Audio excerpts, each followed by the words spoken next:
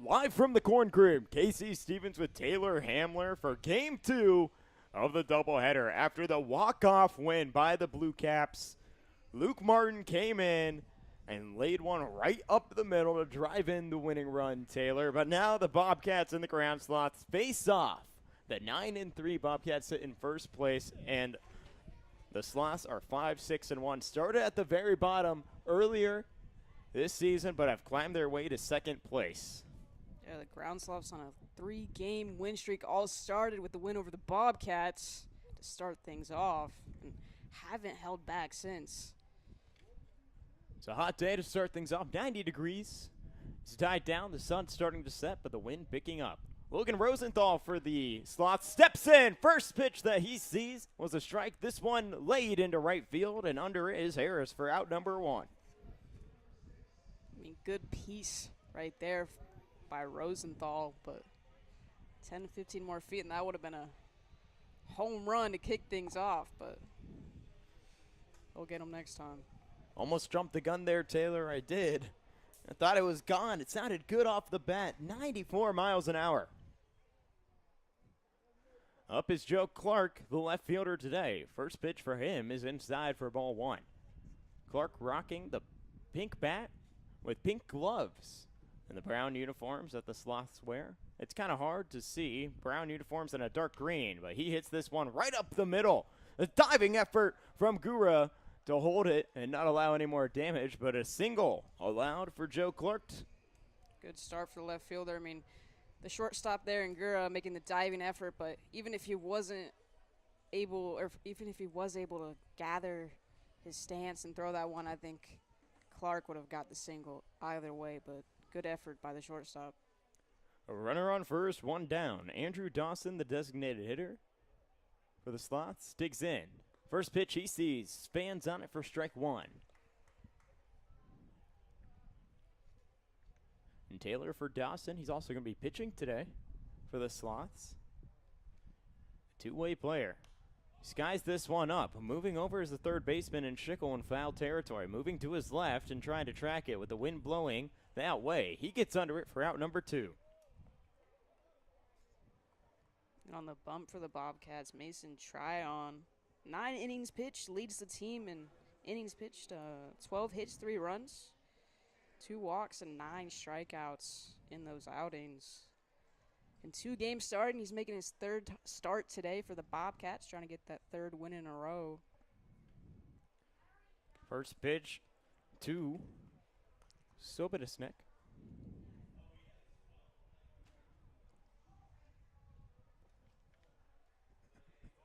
Now checking in on the runner, throwing it over to second, the tag, in time. Joe Clark caught stealing. And the top of the first comes to a close. 1 hit given up, but no damage done. GroundSloths go into their dugout defeated, but the Bobcats all smiles. They come in after top of the first. We'll take a short break and be back for bottom of the first action.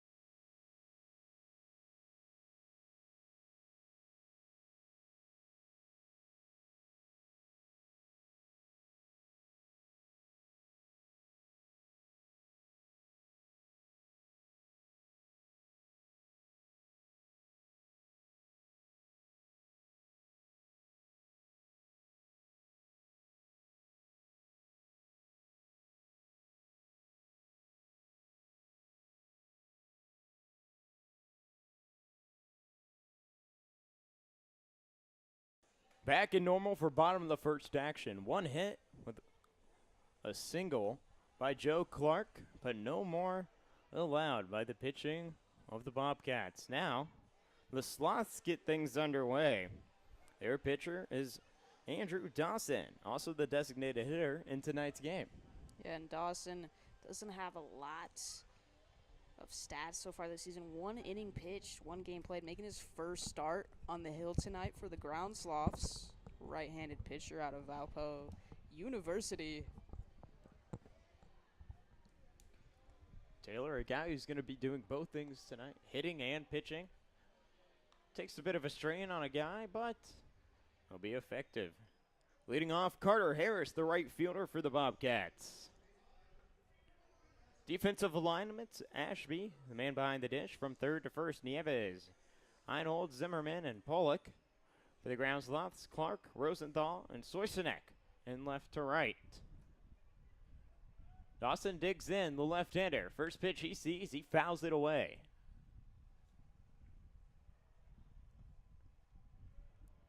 Lineup for the Bobcats, Carter Harris, Caleb Hackman, and Kyler Lapp are 1, 2, 3. The 0-1 to Harris, outside, 91 miles an hour. Harris, a guy you want starting off for the Bobcats, leads the team in average with 500 average over halfway through the season. He's been consistent throughout for the Bobcats. The 1-1 to Harris, drops in the zone, the off speed for strike 2. A 1-2 count to Harris. You mentioned hitting well this season. 500. A 1-2. Thought about going around, but holds back. Even the count at 2-2. Wind starting to pick up now in the corn crib. A 2-2 count to Harris. Watches it go outside. Run the count full.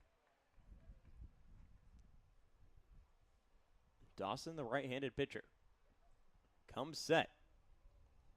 The payoff pitch outside, and a walk will be given up to the leadoff man. Good eye there by Carter Harris. Not giving in on any of those balls that are just outside the zone and easy to hack at, but takes his spot at first, and good start for the Bobcats. The designated hitter, Caleb Hackman. The runner on first. No one away in the bottom of the first. First pitch is outside for ball 1. And Taylor, the approach here after you have a runner aboard after giving up the walk is get the ball in the zone. For Dawson, he tries to do it there, and he does, but breaking in from first to second is Harris, and he'll grab a stolen bag. Yeah, and just like that, the Bobcats don't even have to get a hit, and they have a runner in scoring position. Runner on second in Harris. Drew a walk to lead things off in the bottom of the first and just grabbed a stolen bag. Covering it, the second baseman, Zimmerman. Pitch outside and dabbing over in the opposite batting box is Ashby. Keep it in front of him. Count 2-1. Caleb Hackman, a right-handed batter, leaves the bat on his shoulder. A 2-1, up high for ball 3. Dawson mentioned earlier, he only has 1 inning pitch. He doesn't have a lot of experience so far this season, so it's going to take a couple batters face to find the zone for him. 3-1. Swung and missed on to run the count full. Back-to-back full counts.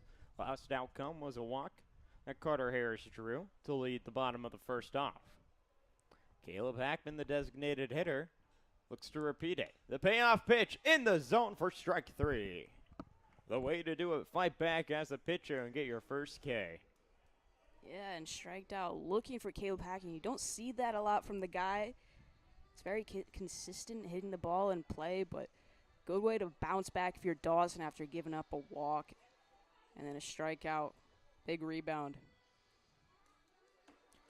Kyler Lapp, the second baseman, digs in. 1 away in the bottom of the first. He sees this pitch go in the zone for strike 1. Happ looking to put the ball in play to drive in the runner from second. Taking a good lead is Harris. The 0-1 up high.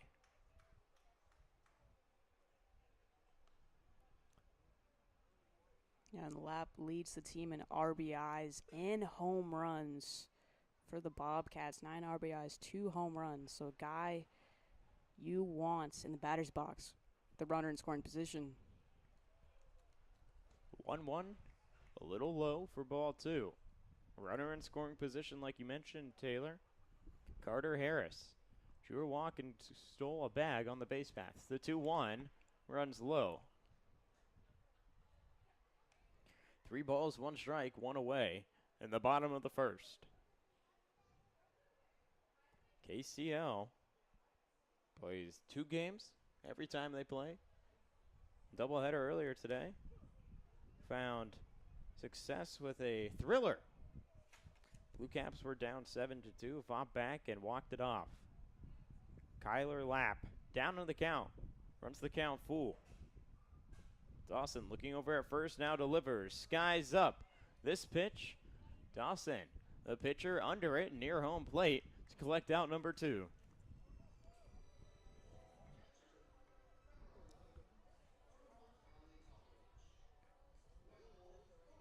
Will Vogel, the catcher, steps in.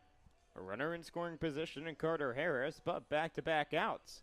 Caleb Hackman went down looking, and then Kyler Lapp popped one up to the pitcher in Dawson.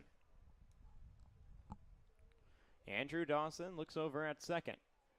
Step kicks and fires. The appeal over to the infield umpire about if Vogel went around. He did not. He held back. It'll be ball 1.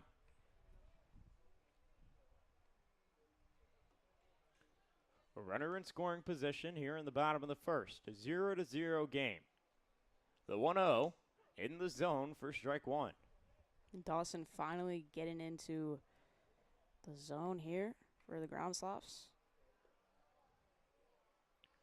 1 ball and 1 strike to Will Vogel. 2 away here in the bottom of the first. Harris taking a good lead. Zimmerman, the second baseman, creeping in. This pitch goes in the zone for strike 2.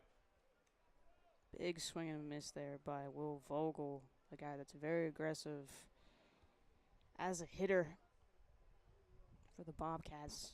This entire Bobcats roster is very aggressive, very good in the batter's box.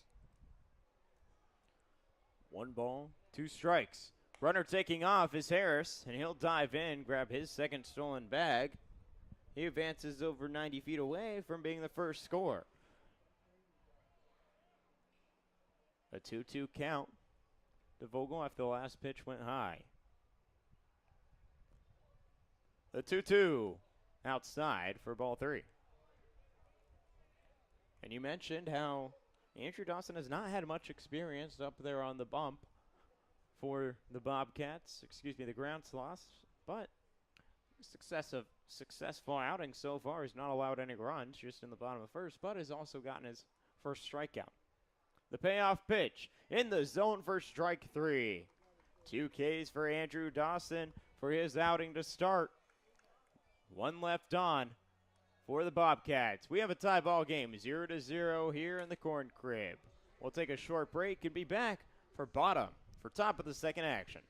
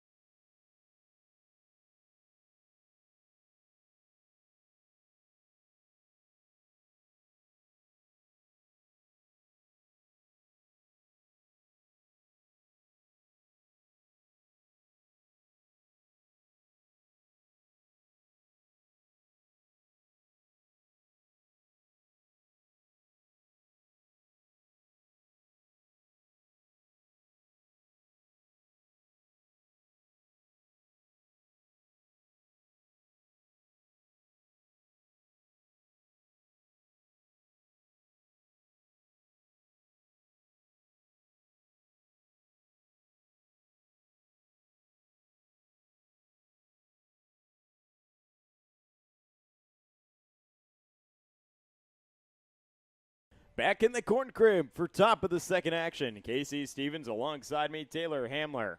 After one, no action between either team. Only one hit that came back from Joe Clark. But Taylor, for the Bobcats, they went a little deeper. Going through four, but 2 Ks for Andrew Dawson to end the first. Yeah, in these last 3 games for the GroundSloths, the pitching staff has been the story in each of those games, and they're already starting off on the right foot in that first inning. 2 Ks, especially for a pitcher that's very new, and we're over halfway through the season. It's good to see for the GroundSloths as they're still having pitchers coming in and they're performing well. Tanner Soisenek will fan this one for strike one. The wind picking up here, coming in from right to left field. A big gust here in the corn crib. Soisenek lines one into the ground and rolling over into Lap's glove. He throws it over to Mitri for out number 1.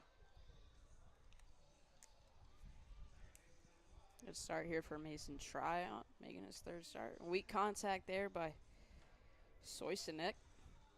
1 up, 1 down. Top of the second, a tie ball game 0-0. Mason Tryon, good outing, went 1-2-3, giving up 1 hit back in the first. 1 away already in the top of the second. Andrew Zimmerman, the second baseman, will step in.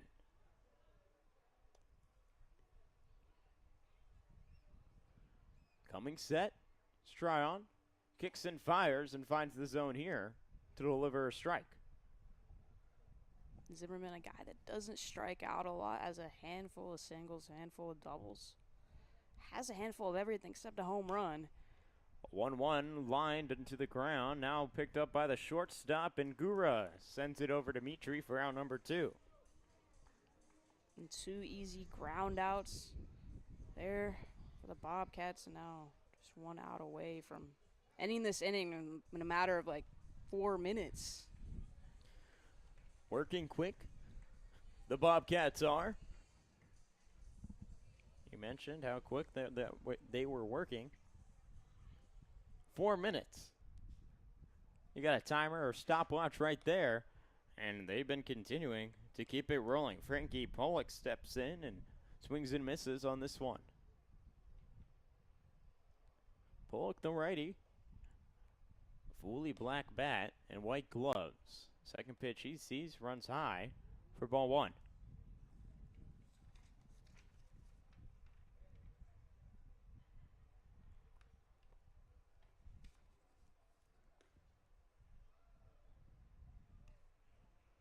Pavlik, 2 very aggressive swings right there. Back to back. Down in the count now early.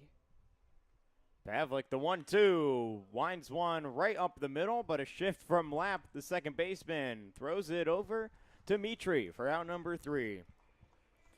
Back-to-back times, the GroundSloths have gone 1-2-3 after an inning and a half. Tie ball game 0-0. We'll head into the bottom of the second here on the KCL radio.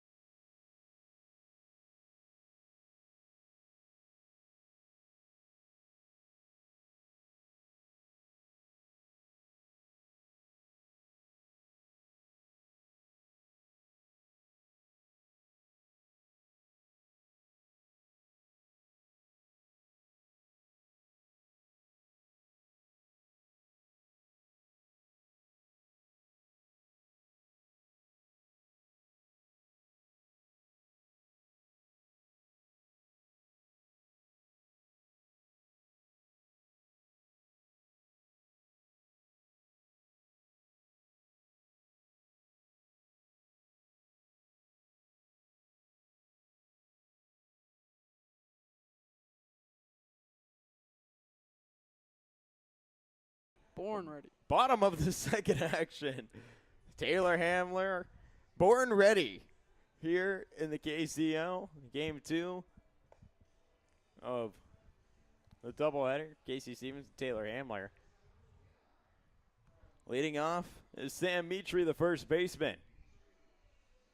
He may be born ready to put this ball in play.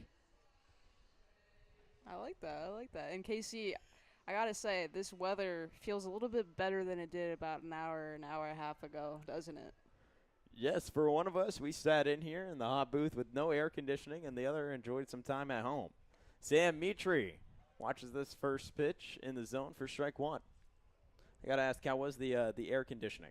It was amazing. I got my car fixed as well, so now it has new air conditioning. It's beautiful, honestly.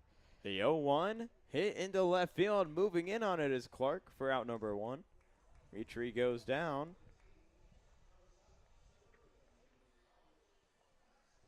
Max Willie, the left fielder, will dig in. GroundSloths continuing. Good start. And that's how they've won these last 3 games, is they've gotten off to a hot start and maintained that throughout the game and have only given up like 10 to 15 hits in the last 3 games. GroundSloths pitching has been phenomenal recently in games, like you said. Not giving many hits up. Tonight, they've not given any hits. Only allowed a walk back from Carter Harris to lead this game off for the Bobcats. Max Willie watches this pitch go outside for ball 2. 1 away in the bottom of the second, a tie ball game, 0-0. A deep breath now from Dawson. He kicks and deals. And in the zone, bottom half for a strike. It's crucial to get this guy out in Max Willie. A lot of power behind his swing. Gets one again there for strike 2. Willie, the left fielder, hangs his bat high, the orange and white. The 2-2, up and away. Run the count full. The Bobcats orange lettering and green uniforms and the orange bat, I have to say it is a little clean. 3 balls, 2 strikes to Willie. Watches this one go low. He'll reach on a walk. The second walk given up by Andrew Dawson today. Lawson Schickel, the third baseman. A lefty takes a deep breath before stepping into the box. A runner on first, and Max Willie. Pavlik, the first baseman, takes the pitch and throw over, Could not get the tag in. Now Dawson will pitch to Schickel, and he misses this one for strike 1. Schickel started off the season really hot for the Bobcats, but has cooled off in the last 5-6 games.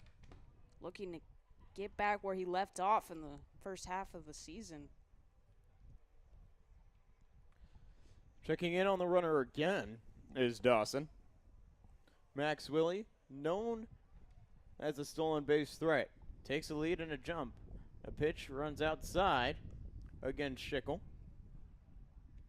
Back in the first, 4 batters face 2 Ks for Dawson. 1 away here in the bottom of the second. Nods to his catcher and Ashby. Raises the knee, and he throws one right down the middle for strike 2.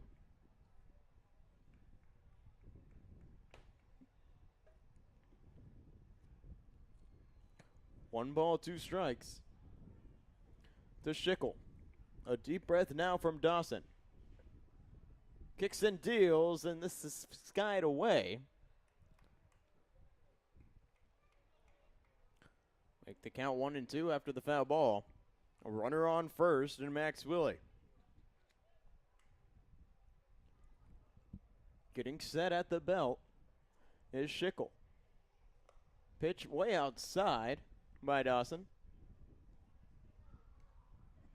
Good catch there by the catcher in Ashby, though. Had to get up from his stance, but didn't let that one get behind him and have any threat of Willie taking second. 2 balls, 2 strikes, 1 down here in the bottom of the second. A runner on first for the Bobcats. The 2-2. Skied and fouled away behind home plate. And Taylor with stolen base threat, and Willie surprised that Dawson hasn't attempted more pickoff moves. Yeah, honestly, I think it's because of the 1 out. I think if there was 2 outs, Willie would be more aggressive. But we have seen Willie doesn't have that much of a leadoff, but every time a pitch is thrown, he gets a little crazy over there at the first base area. Looks a little antsy. Wanted to jump and run. This pitch was outside. Make the count full. Austin Schickel watches it go out again. Runners on first and second now for the Bobcats. Still have no hits, but they have drawn 3 walks against Andrew Dawson. Yeah, it's tough right there for Dawson as catcher, and Ashby and Dawson have a little chat, and 2 back-to-back walks for the guy. Started off pretty hot in the first, 2 strikeouts, but now 3 walks total for the evening so far. And just 1 out for the Bobcats, runner in scoring position. And 0 hits given up, which is the unfortunate part. Runners on first and second for the Bobcats. Max Willie on second. Lawson Schickel on first. Anthony Gubra, the shortstop. The right-handed batter squats down in the box and holds his bat high. First pitch he sees is in the zone for a strike. The off-speed drops in. Gubra taps zone plate twice. Rounds his bat and brings it up. GroundSloths defense standing tall in the infield. Zimmerman, the second baseman, moving in on second. Pitch that swung and missed on. Back-to-back off-speed pitches. Up in the count is Dawson. 0-2 to Gubra. A deep breath from Dawson. Gubra, his back foot right on the chalk. His front foot a little forward. Hangs his bat high. The 0-2 swung on for strike 3. The 3rd K of the day for Andrew Dawson. And that's exactly how you want to bounce back from back-to-back walks. Just get that K, and not only do you get it, but you get a big swing from the guy and he misses. So that's just a boost of confidence for Dawson and exactly what a pitcher needs in that moment. I feel like a strikeout is so crucial for a pitcher. It's one of the biggest things you can do. 2 away here in the bottom of the second. Runners on first and second for the Bobcats. The bottom of the lineup, Deegan Atlitz comes in. Playing in center field today, the lefty. Rounds his bat. The black and white bat with blue gloves. Moving away Zeinhold. He laces this one and fouls it away. 88 miles an hour off the bat.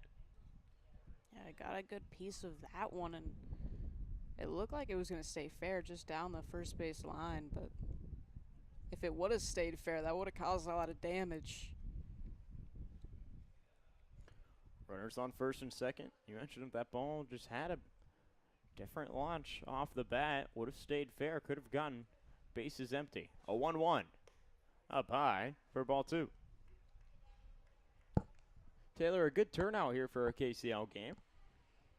Yeah, for sure. I mean, now since the weather isn't too hot and humid, just now cooling down, sun setting around 8:30, and now it's 8:40. So finally getting a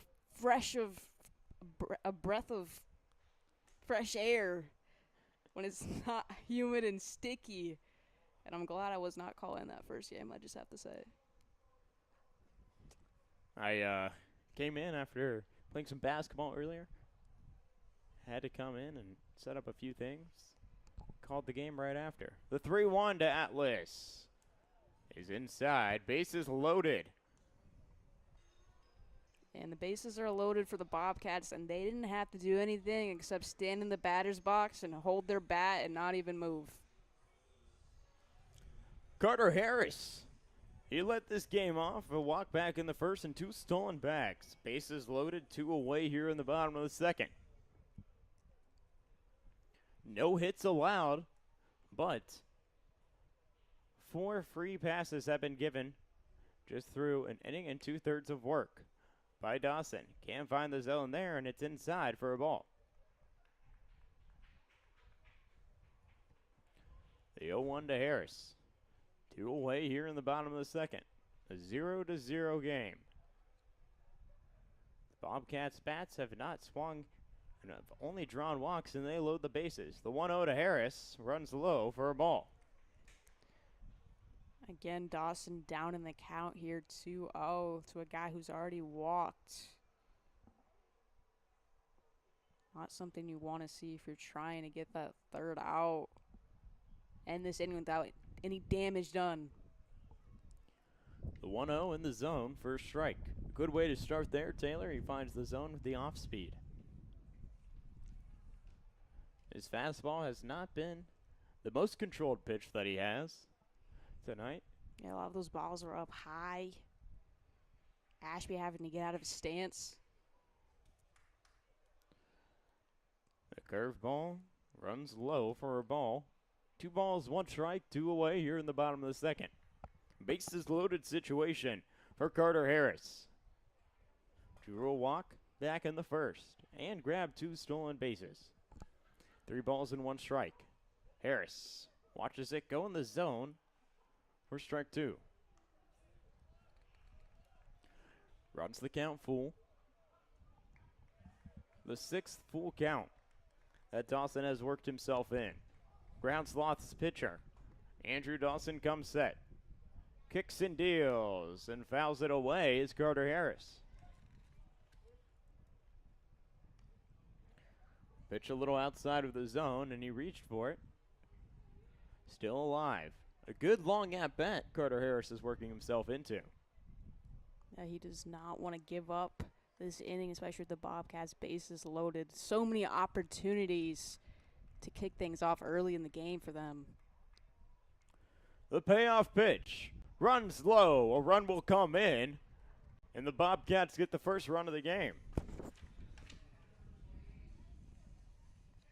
And after having a pretty successful first inning, giving up 4 walks in a row, I mean, the manager for the GroundSloths is going to head his way to the hill and have a discussion.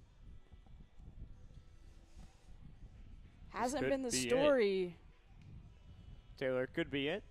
You could say writing the words in the story has just been walk, walk, walk, walk. Exactly. That's exactly what it is. And it's a short discussion, short-lived discussion. And I think he's going to stay in this one. Taylor, if I was in that huddle and I'm telling my pitcher one thing, I'm saying find the zone. Do you think? Yeah. 100%. 5 free passes have been given up, 1 run, but 3 Ks to Andrew Dawson's name today. Just through an inning and 2/3, a 1-0 lead for the Bobcats. They sit in first place in the KCL, a 9-3 record. The GroundSloths right under them in second place. 2 away here in the bottom of the first. Pitch way outside for ball 1.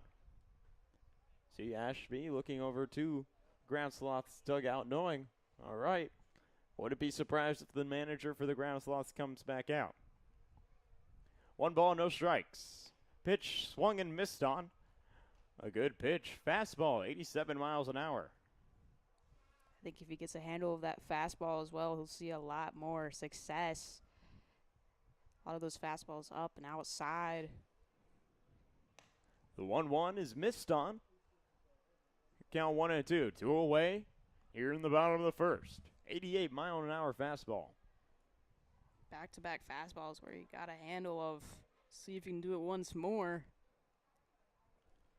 1 ball, 2 strikes. To Hackman, up high.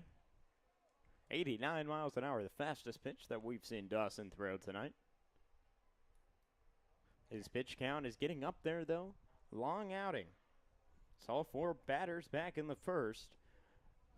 So far, he's seen 6 here in the second. Even count 2-2 and fouls this one away off of the helmet of the catcher Ashby. Home plate umpire asking him if he was all good. He'll take his time to go talk to the pitcher, hand him a new ball to allow Ashby to regain his composure.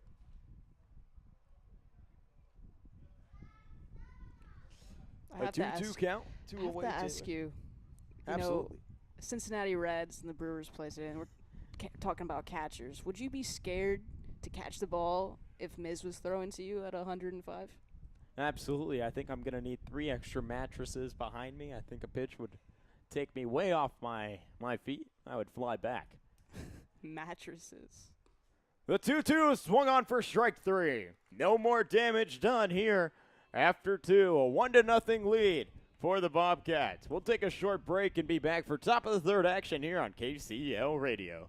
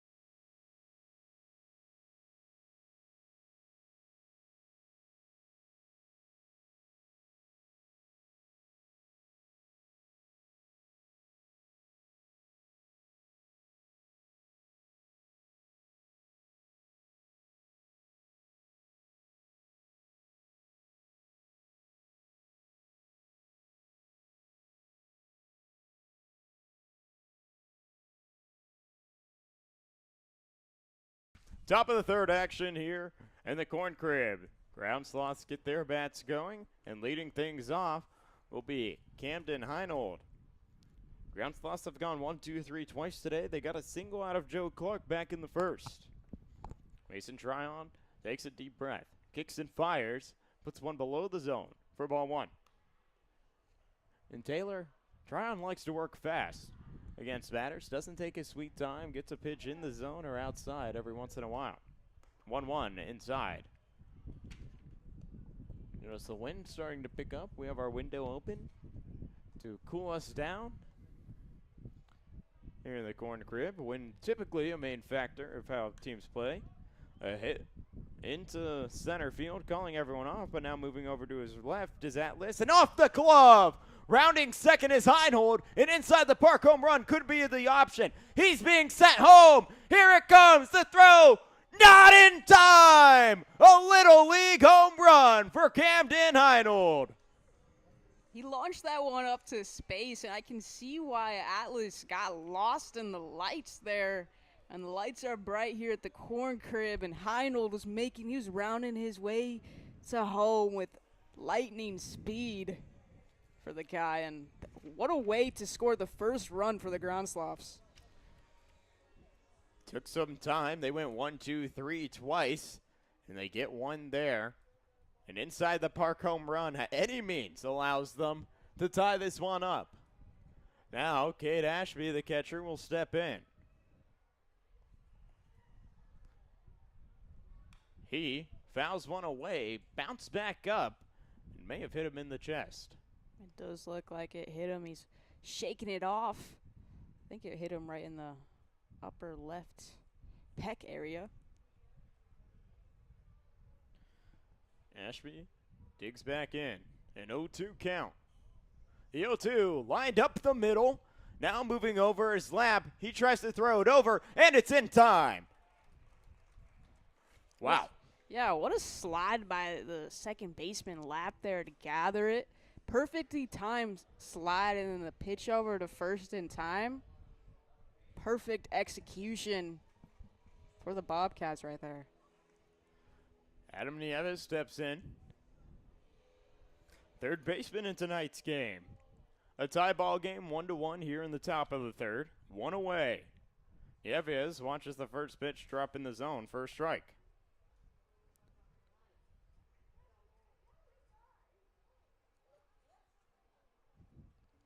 The 0-1 is in the bottom half of the zone for strike two.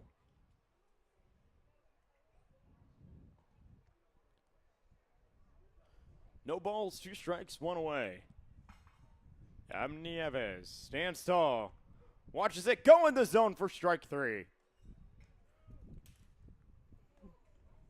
Good way to settle down if you're Mason trying after giving up inside the park home run and then an easy ground out and then striked out looking there. 2 quick outs now for the Bobcats. Aylitz, the center fielder for the Bobcats, tried to track the ball, and this one hit into right center. It will drop. Logan Rosenthal, after the lineup turns over, will have a single. Talking about how the wind was playing a factor and carrying that ball to the left of Aylitz, where it went off his glove. And then just one pitch, one swing, and Rosenthal lays one into right center. He puts himself on first with 2 away here in the top of the third. And I think if the GroundSloths want to win this game, the top of the order has to be very efficient this evening. Joe Clark singled back in the first, but was caught stealing to end the inning. 2 away here in the top of the third, a 1-1 game. Checking in on the runner is Tryon. Tagged out in time by Mitri. And as a pitcher, you give up a good hit into center field, and your defense is going to collect the out. So now you play like it's 0-0 when it's 1-1. It's more of a fresh start, but you still have to be playing conservative, not wanting to allow any pitches running one way or the other and finding the zone on every one you throw. Joe Clark standing in the box. The 0-1 to him is lined onto the ground and past the third baseman and Schickel. It will roll into left field, and now runners aboard on first and second for the GroundSloths. Great piece of hitting there, right between shortstop and third. Gets behind both of them. Now a runner in scoring position, 180 feet away from taking the lead.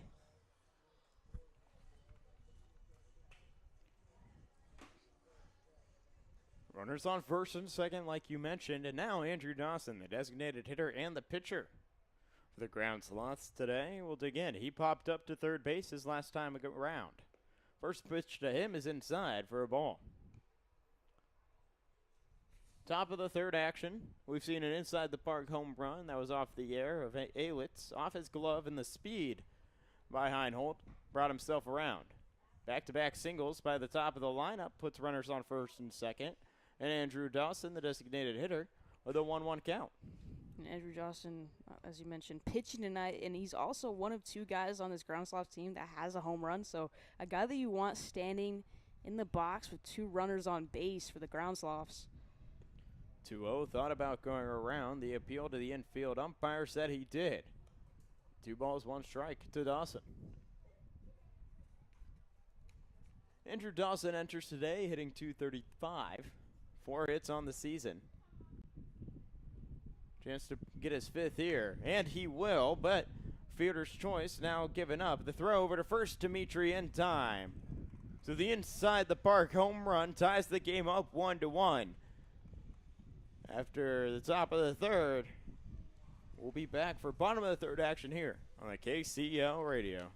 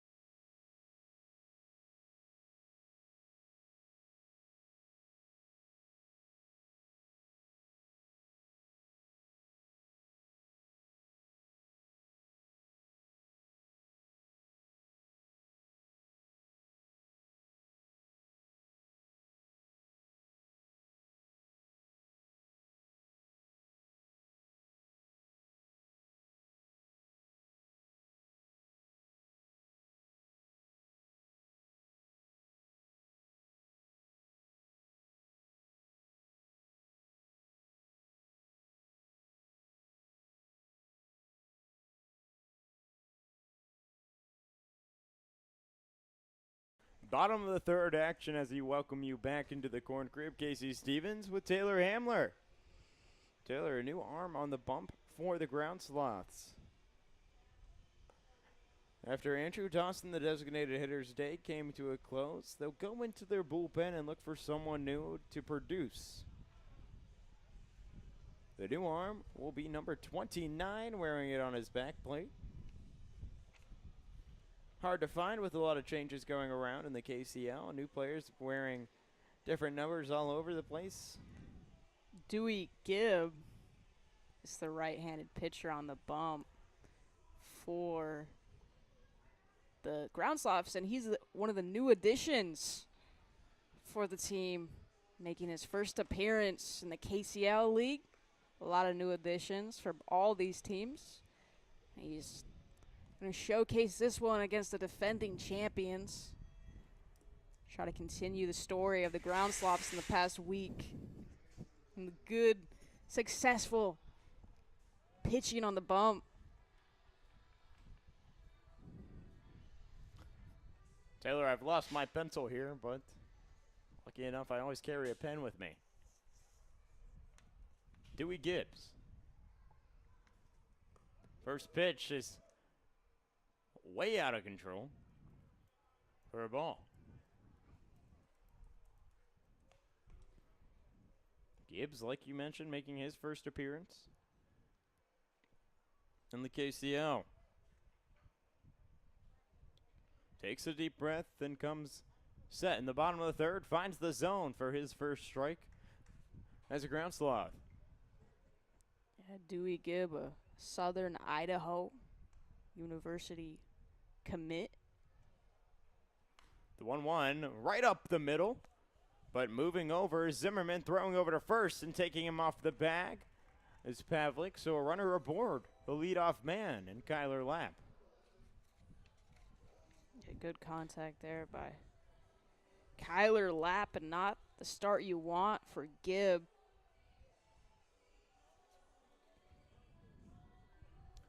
Will Vogel will dig in. He struck out back in the first to Andrew Dawson.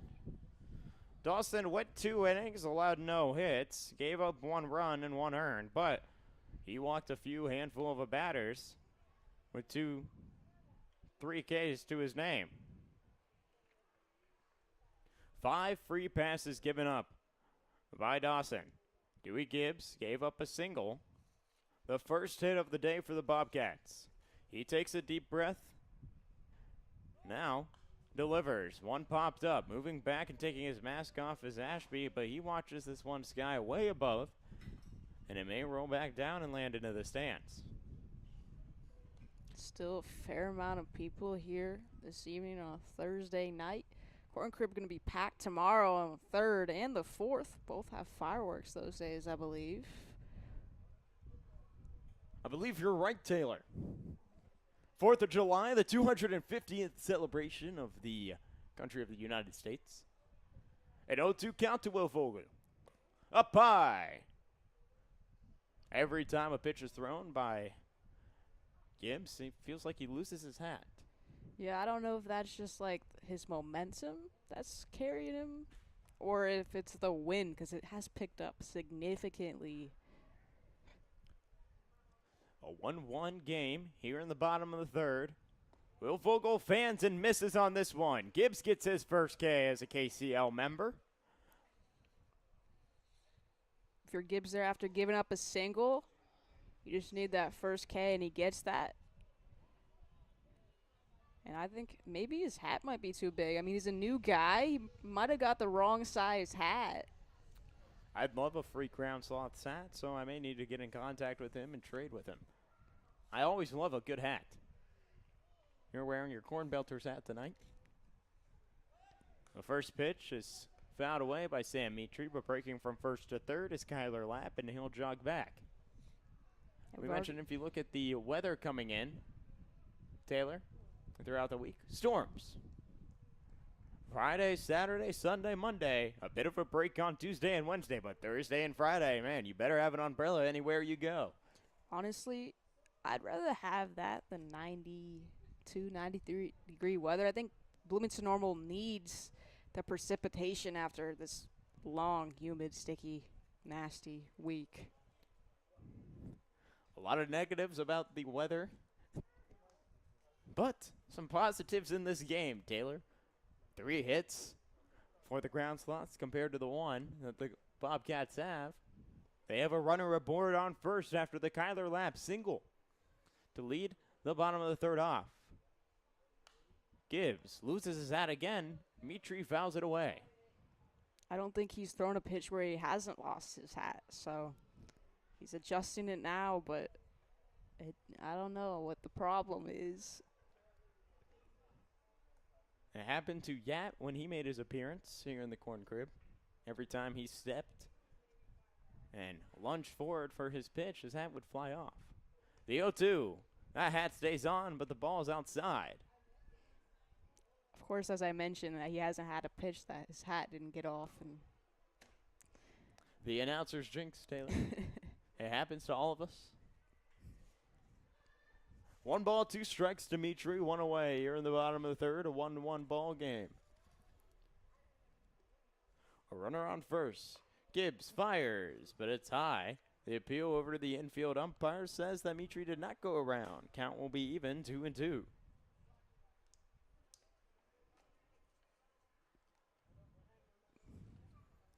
Two balls and 2 strikes to Sam Mitri. Mitri playing first today for the Bobcats. Right-handed batter. Gibbs kicks and fires, finds the zone for strike 3. Back-to-back Ks for Dewey Gibbs. yeah, great start for Dewey Gibb. Mentioned this is his first appearance, and he probably has some nerves after giving off that single at his first batter's face. 2 strikeouts in a row. That hat coming off does not seem to bother him in his throws. 2 away here in the bottom of the 3rd. Max Willie drew a walk. Back in the 2nd, we'll dig in. A runner on first after this single by Kyler Lap. Stepping off the rubber is Gibbs. Take his time, look over his shoulder at first. Now he'll deliver 86 mile-an-hour fastball. MPH, mile per hour. I may need to say that. I did slip up on my words there. Miles an hour. I may just say release speed every once in a while, Taylor. Will that one be a little better for you? I think 86. the way you said it was fun. That's a knee slapper. I'll tell you that. A 0-1 count to Max Willie. 2 down. Willie playing in left field today. He watches this one outside. Now they'll try and check in, but that ball went straight to the head of Heelan. Heinold keeps it in front of him. Yeah, luckily he keeps it in front of him, because if not, I think Lap would have probably tried to head towards 3rd. I mean, the throw from Ashby was just way high. No chance of getting the pick off at 2nd there. Heinold, the shortstop, stands at 5'8". Had to jump high to try and keep it in front of him, but it clipped top of his head. Max Willie watches this pitch go in the zone for strike 2.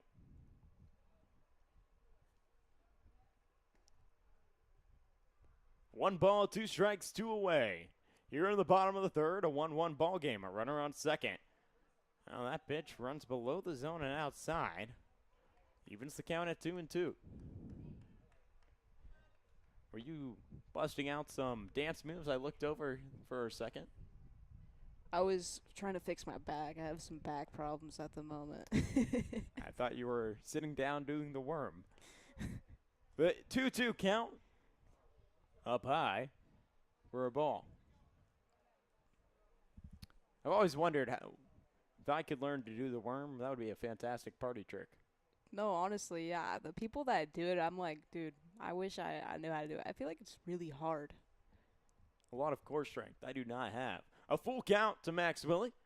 2 away, a runner on 2nd. He puts power on this one into right field. Moving back and collecting the out is Soy Sinek.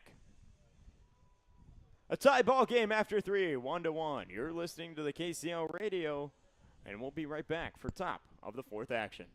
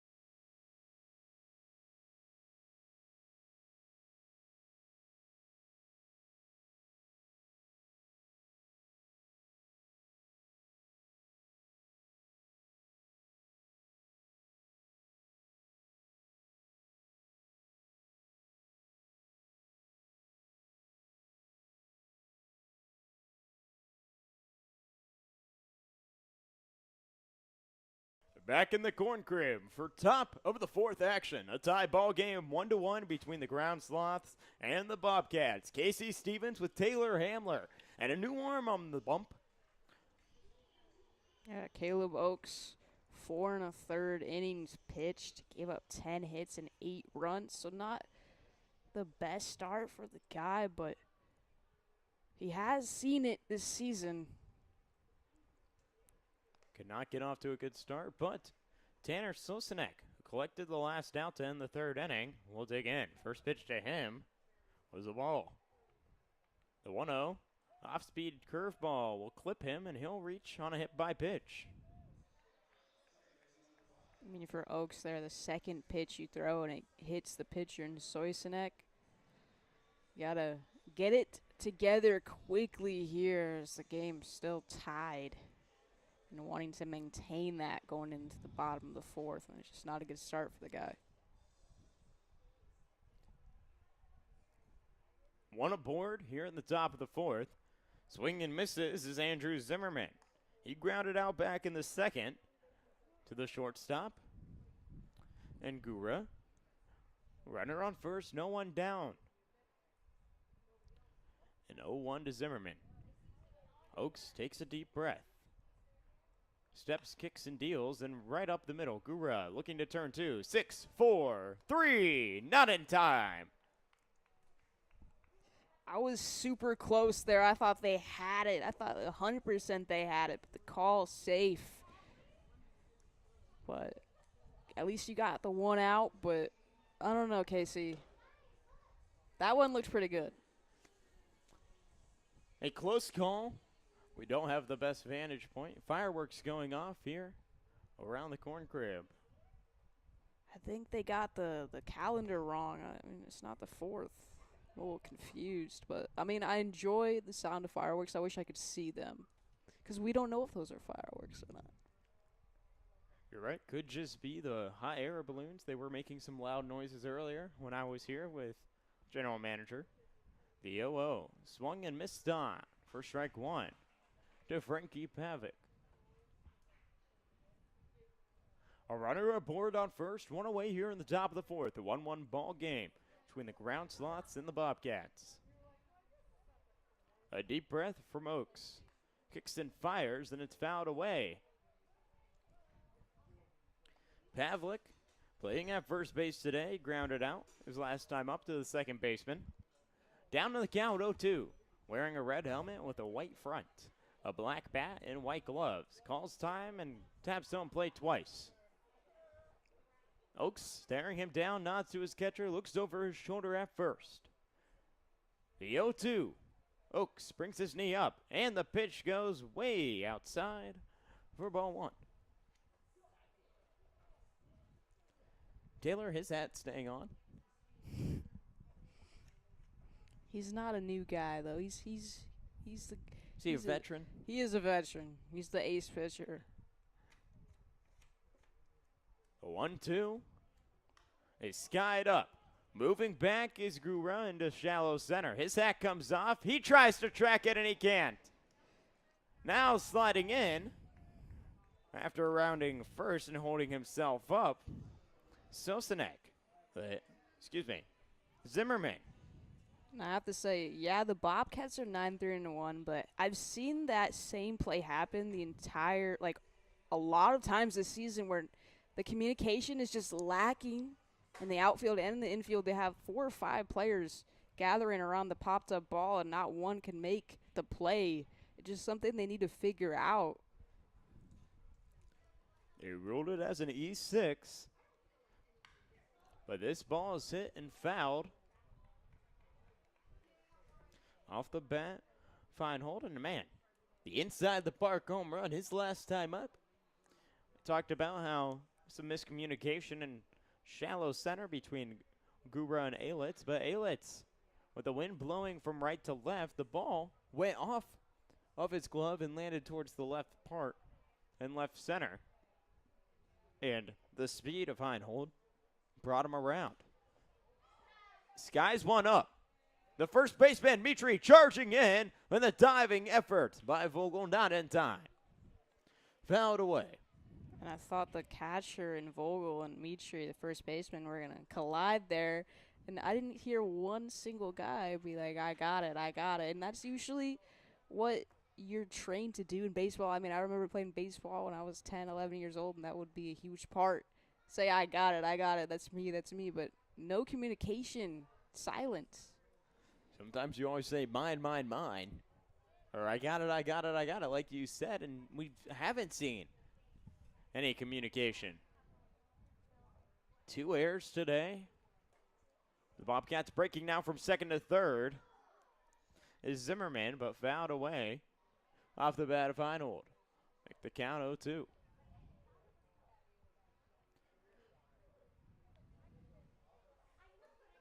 An 0-2 count to Camden Heinhold. 1 away here in the top of the fourth, a 1-1 ball game. Runners on first and second for the GroundSloths. Heinhold standing tall in the box. Laces one into right field. It will stay fair and down. Rounding third and coming in is Zimmerman. Now rounding second, and a triple comes in. 2 runs will score. Halfway for the cycle for Heinhold. He has the 2 hardest parts done. An inside the park home run and a triple into the right field corner. Brought in 2 runs. The GroundSloths lead 3-1. I mean, what a game for the guy. You said the inside the park home run and then a triple bringing in 2 runs. Continuing his significant season. A guy with a 4.67 average has been able to produce every game for the GroundSloths, and he's taking a breath over there at third as he had to sprint and round the bases pretty quickly, but just like that, the game is not tied no more. 2 runs scored, 3-1, and now a meeting in the bump. And you got to think here with 1 out only in the inning, there might be a pitching change or there's going to be a discussion. Things have to be a little different here for the Bobcats. I think the discussion is more going to be towards with the wind playing a factor in high balls that are skied up into the outfield. We need to track them better. You see the hand movement saying anything that's hit up high, let's make sure we're communicating with our team by the manager of the Bobcats. He trots back in, but the GroundSloths, after the triple from Heinhold, cleared all the bases. 3-1 in the top of the fourth, one away. Cade Ashby will dig in. He grounded out his last time up to the second baseman. First pitch he sees. He falls all the way back for ball one. The Michael Jackson lean is what that reminded me of. You know what I'm talking about? Leans all the way back. With the tippy toes? This ball's ripped into right field. Moving over is Harris into foul territory. Not the tippy toes. I think I'm a... Who's the... I've lost it. I lost it, Taylor. I've lost it as well. I never had it, so. Trying to give you a fist bump there. Thank you. Man. It's fully dark out now. No more sun at 9:18 p.m. local time here in Normal, Illinois. A runner on third and high and hold. Cade Ashby, a 1-1 count. Puts power on this one and fouls it the opposite way this time. You got a piece of that one. That one, I think, went past the gates on the hill as well. That one landed in the parking lot. Just foul. Bobcats caught a break there, especially with the runner on third as well. A 1-2 count to Ashby. Keeping it in front of him is Vogel. 94 miles an hour off the bat. That pitch was fouled away. Traveled up close to 365 feet. Definitely got a piece of that one. And Ashby, he hasn't had the best season so far in the batter's box, but didn't show that there. 2-2 between the gap of second and third. He'll score Heinhold, and he'll reach on a single. I don't think he liked that I said he hasn't had the best season, and he showed it that he actually isn't. Zips that one between shortstop and third and scores a run in and continues this hot streak of hitting for the GroundSloths. Taylor, I think he has an AirPod in and can listen to us from all the way where he is. He heard that at the right time and attacked the pitch that he saw. Now stepping in, Nieves, a chance to turn two. 6, 4, 3, not in time. Fielder's choice. Getting out is Ashby, and Nieves reaches. Back-to-back times this has happened to me. I predict a double play, have it all set up with all the right position numbers, and throw not in time. Yeah, I mean, that ball was deep or shallow left field, and it's hard to throw that from second to first in time. The throw trying to pick off the runner caught stealing, but he'll stay on to the bag. So a stolen base for Nieves. And I think with 2 outs here, you're going to see that a lot. I mean, the GroundSloths lead the league, the 4-team league, with stolen bases with 37. So very comfortable base runners. Has a pretty significant lead at second as well.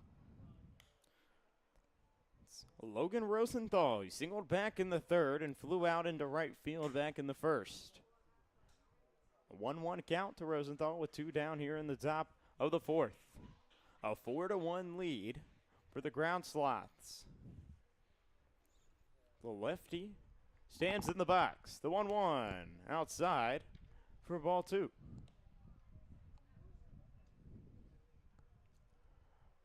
Two balls, 1 strike, 2 away. Here in the top of the fourth. 3 runs scored by the GroundSloths just in this frame. A 4-1 lead they hold on to. The 2-1 off the foot, but it'll be a pass ball. Now rounding coming into third. Here's Nieves after the pass ball.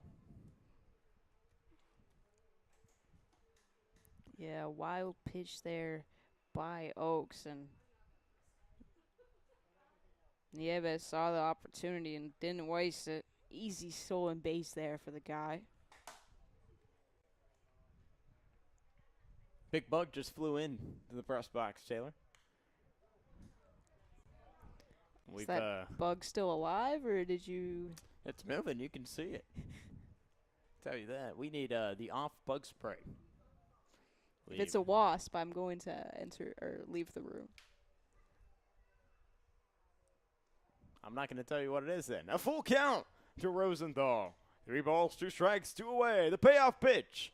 Down near the feet now. Runners on the corners.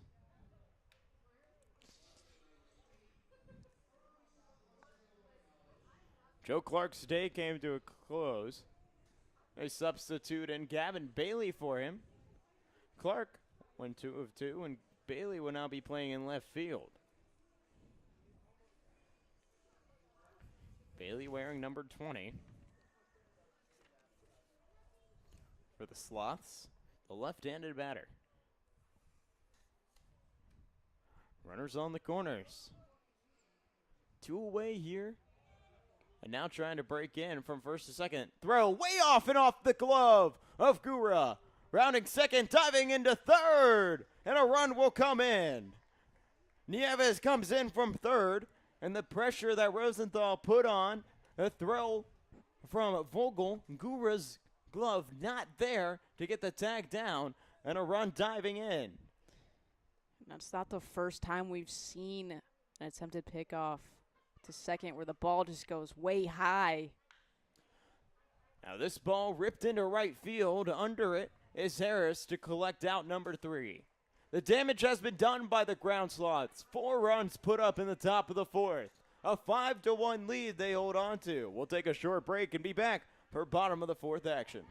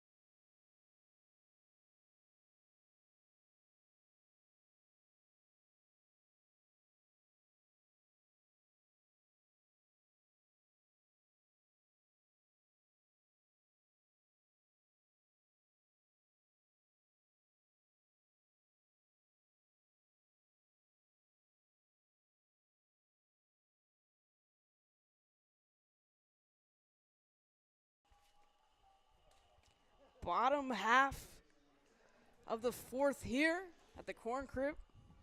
5-1 is the score. 5-1 GroundSloths. Lawson Schickel steps his way into the batter's box.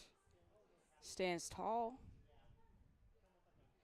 Gibb, first offering. Up and outside for ball 1. Lawson Schickel, a guy that his first outing walked, seen the ball very well. 1-0 pitch. Got a piece and fouled on the left side. Taylor for Gibbs here. Lost his hat again. I know we've talked about it. Just as a pitcher, you don't want to continue to lose it. 1-1 pitches up and outside once more, and I think every other pitch is starting to see his hat go off. It's not every pitch now, so I'm guessing his hat is going to go off this one. If I'm right, 2-1 pitch, and I'm not right. So the 2-1 pitch is low for ball 3, and a hitter-friendly count here quickly for Lawson Schickel. After the 4-run top of the first for the GroundSloths, Bobcats looking to bounce back. Don't want to catch their second loss in a row to the GroundSloths. 3-1 pitch is up and outside. Same area where a couple of those throws were made just seconds before, and Lawson Schickel's going to head his way to first and have his second walk of the game. Second walk that he's drawn. He advanced all the way to third, just did not come in back in the second inning, but the leadoff guy gets aboard, no one away, and it's the bottom of the fourth. Anthony Guerra, the shortstop, has seen a lot of action so far for the Bobcats on offense. Steps in. First offering is popped up high in the sky near the third baseman. Third baseman and Nieves is underneath that. We've seen a lot of balls so far launched up into the air. We have Taylor, and it just shows the power of the bat that batters have with every swing that they bring. And a mound visit now. This could be the end of the day for Dewey Gibbs. I mean, I get the after giving up a walk, but then a fly out, shallow. I mean, and his day is done. Heads his way back to the dugout.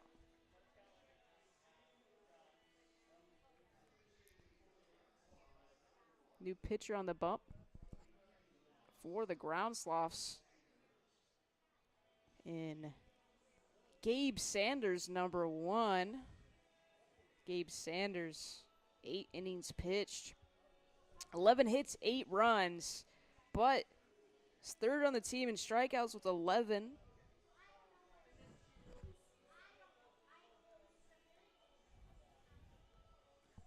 Sanders, the new arm on the bump here, through 4 and a third innings.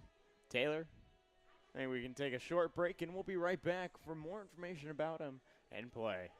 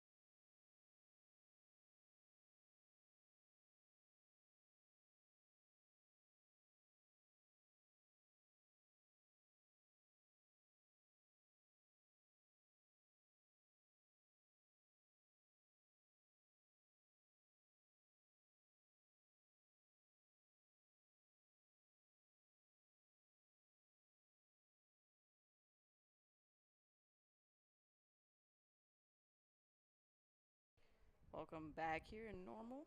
Score 5-1. Gabe Sanders, left-handed pitcher. First pitch to Carter Harris. In the zone for strike 1. Good start for the lefty. At a University of Wisconsin lacrosse. A 1 offering. Swung on and missed for strike 2, and quickly 0-2 count for Sanders.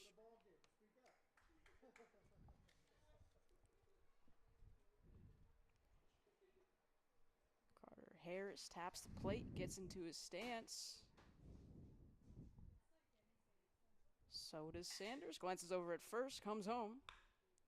Grounded to the second baseman, or the first baseman slides over it. Caught me off guard. I thought that was going to get past him. Tosses it over to first, but not in time. Now runners on first and second, a runner in scoring position. Yeah, Taylor coming in was Zimmerman, the second baseman. The sliding effort to stop the ball and not allowed to roll into right field. And then the pitcher, Sanders, traveling his way over, could not get his foot down in time on the bag. And now you put runners on board on first and second with 1 down.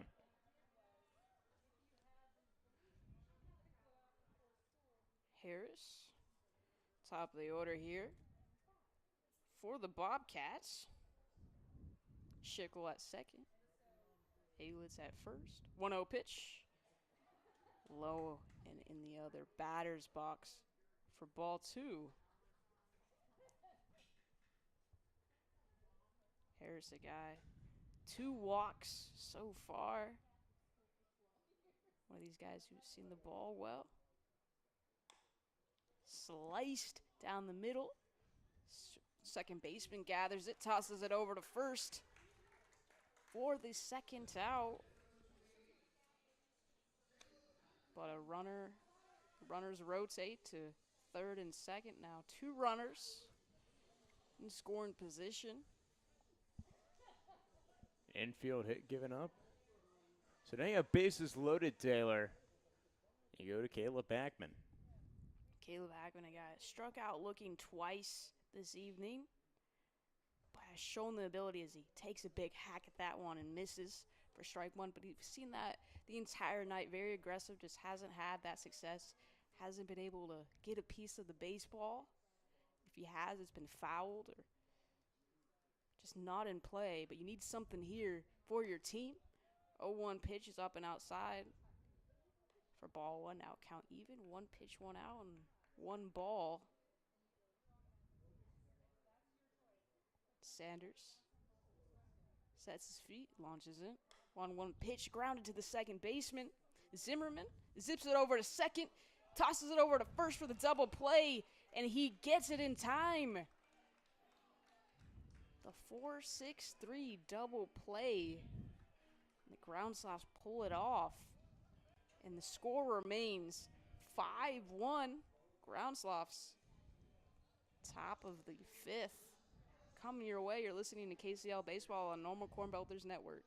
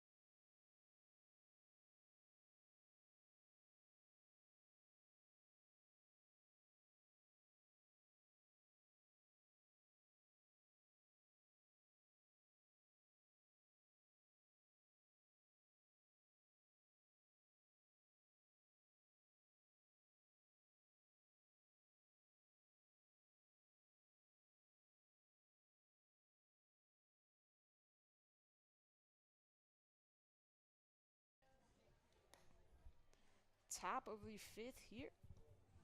GroundSloths versus the Bobcats. 5-1 in favor of the GroundSloths. Caleb Oakes remains on the bump for the defending champions as the first batter he will face is the designated hitter tonight, Andrew Dawson. Flied out in both of his outings. 0 for 2. Flied out to third base. And then first base area. So weak contact for the guy. Oakes kicks in. First pitch is fouled right behind. Souvenir for one of the kids who jogs his way over and grabs it. If you take that to corners, now that's a free sweet treat. We got some earlier, the Dippin' Dots special here in the Corn Crib. The Dippin' Dots just restocked, loaded for the end of this summer. 0-1 pitch is fouled once more for strike 2, and Oakes quickly up early in the count as the umpire walks his way over and hands him the ball directly. And the wind has somewhat stayed pretty down so far. I mean, if you look at the flag in right center field, it's not moving right now. Grounded between shortstop in third, and it gets behind the shortstop in Gura, who dives for it. And Dawson will have a single.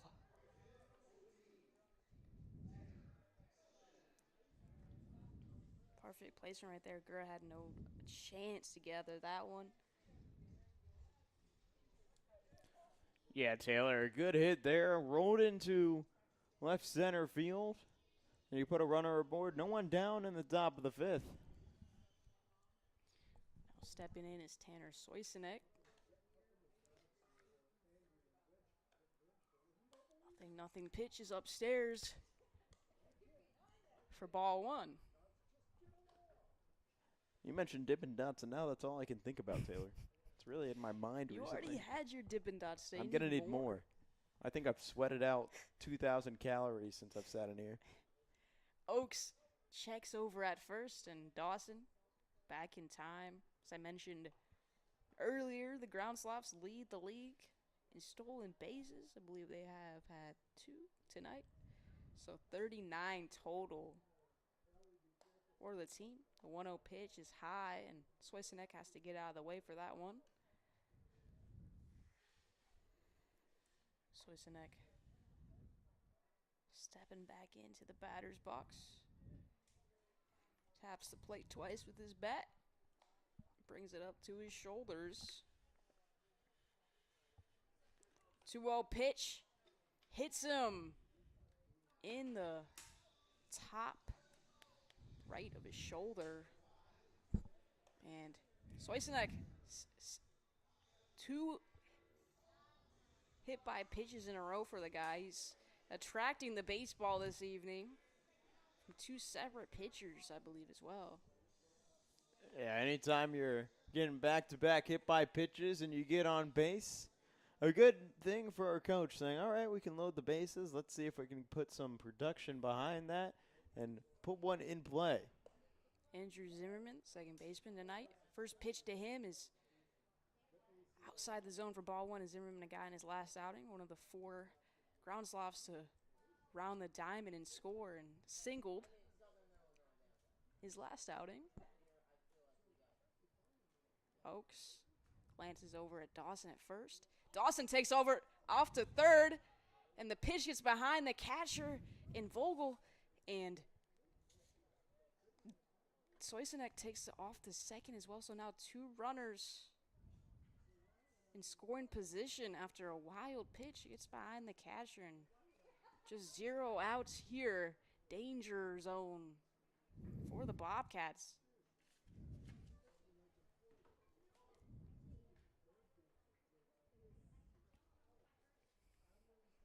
Score 5-1 as the GroundSloths try to get some insurance and maybe even put this run rule in effect.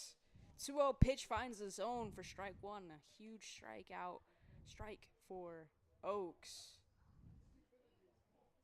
As he tries to gain this count back in his favor. Infielders are playing it in for Zimmerman. Very close. Grounded down the third base line. Stays in play. Dawson's going to score. Soisenek is going to score as well. And Zimmerman gets a 2 RBI single. And the score is now 7-1 GroundSloths. And still 0 outs. And Taylor, it's good that they continue to put on runs. They want the run rule, and they're trying to fight their way into first place. A run rule in effect if we hit the bottom of the 5th, and one team is leading by 10, and the home team is losing. Yeah, and the last time these 2 teams played, it was 1 versus 4. Bobcats were the first in the league. GroundSloths were the 4th in the league, and now things have changed in a matter of a week. The GroundSloths have really found their ways here in the last couple of games as Oaks checks over at Zimmerman at first. Safe in time, though. We've already seen the GroundSloths pretty aggressive so far. Still in bases in this inning. Thought the game as well. Fly it out into shallow left field. The shortstop, Gira, is underneath it for the very needed first out of the inning. Good hit there, and as a shortstop, known as one of the best fielders, gets over into the outfield area, collects out number one. You hold the runner on first, and you don't allow him to move over either. But on the other side for the GroundSloths, they want something in play. They want to continue to pour in runs. They're leading by 6, a 7-1 lead here in the top of the 5th. And they got just the guy, the perfect guy for the GroundSloths so far tonight. A guy stepping in the batter's box with his light blue bat. Inside the park home run, and then a triple that brought in 2. This is the guy you want for the GroundSloths as the runner Zimmerman takes off to second. The throw is not in time. And he is safe for another stolen base in this top half of the 5th for the GroundSloths. Yeah, and it's a new man behind the dish and Zimmerman instead of Vogel. So he has to get adjusted to game speed. Count now 1-1 to Heinold. Oaks kicks and fires. 1-1 pitch is low. And outside for ball 2. I think Oaks now, after giving up that stolen base to Zimmerman, makes his way to second. He's a lot more curious over there at second, glancing over after every time he gets into his stance. The 2-1 pitch. Flied and fouled behind for another souvenir for one of these kids at the park tonight.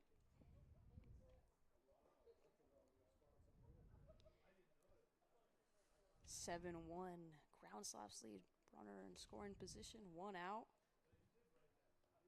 Oaks 2-2 count. The pitch outside, just barely outside of the zone. And the count now full. Heinold definitely has the green light here with the success he's seen so far tonight. 3-2 pitch. Grounded between shortstop and third, and that's going to get past him. And Heinold is going to get a single, and Zimmerman's going to head his way to third, and there will be runners on the corners here for the GroundSloths. Yeah, and I mean, all he needs now is the double, Taylor. It's very exciting. Anytime a KCL guy, a very young player, can put contact on a ball and has a night like Heinold has. The inside of the park home run, the triple that drove in 2 runs, and a single to now move a runner 90 feet away from another score. This may be it for Oaks. His day may come to a close as the manager for the Bobcats trots out to the hill to talk to his pitcher. Yeah, and I see a guy warming up here for the Bobcats in their bullpen. Got to think after giving up 2 runs and just 1 out still in the inning, a runner in scoring position, a runner at first. This discussion is either get it together, get it in the zone, or your day is done.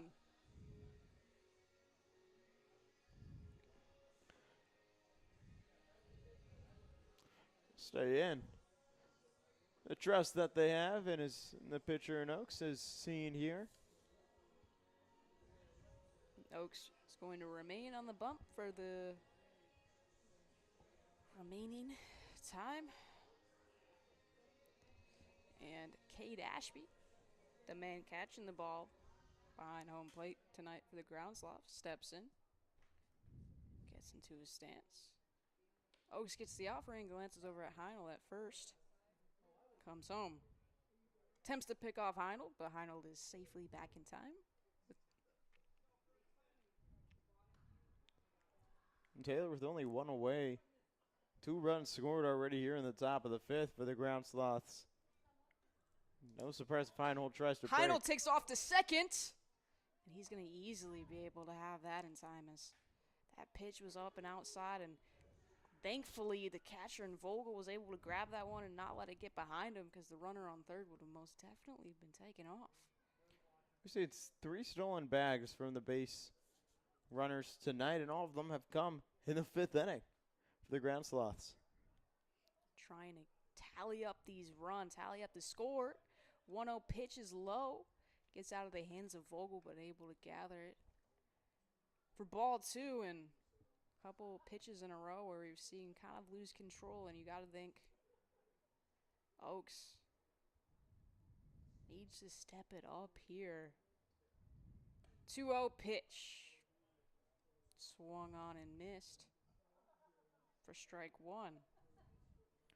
You notice the difference for Oaks. He's getting his pitch count up there, surpassing, I believe, 45 pitches. It's been a long outing for him. 2-1 pitch popped up into second base area. The second baseman lap is underneath it for the second out. Now, weak contact there, skied it up, and talked about how the manager for the Bobcats has come together with his team, talking about, all right, anytime a ball is hit up, we need to call it off, make sure every other infielder cannot come and collide with us, and that's exactly what the second baseman and lap did. Adam Nieves, bottom of the order here for the GroundSloths. Next, and the first pitch he takes is upstairs for ball one, or excuse me, finds the zone for strike one. A 1 pitch. Huge swing and misses for strike two. And if you're Oaks, after giving up a weak contact fly out and then up early in the count 0-2, pretty good rebound to the 2-run inning. 0-2 pitch popped out into left center field. The left fielder, Willie, is underneath it for the third out. But not after. The GroundSloths score two, and the score now 7-1. GroundSloths, bottom half of the fifth. Coming your way, you're listening to KCL Baseball on Normal Corn Belters YouTube.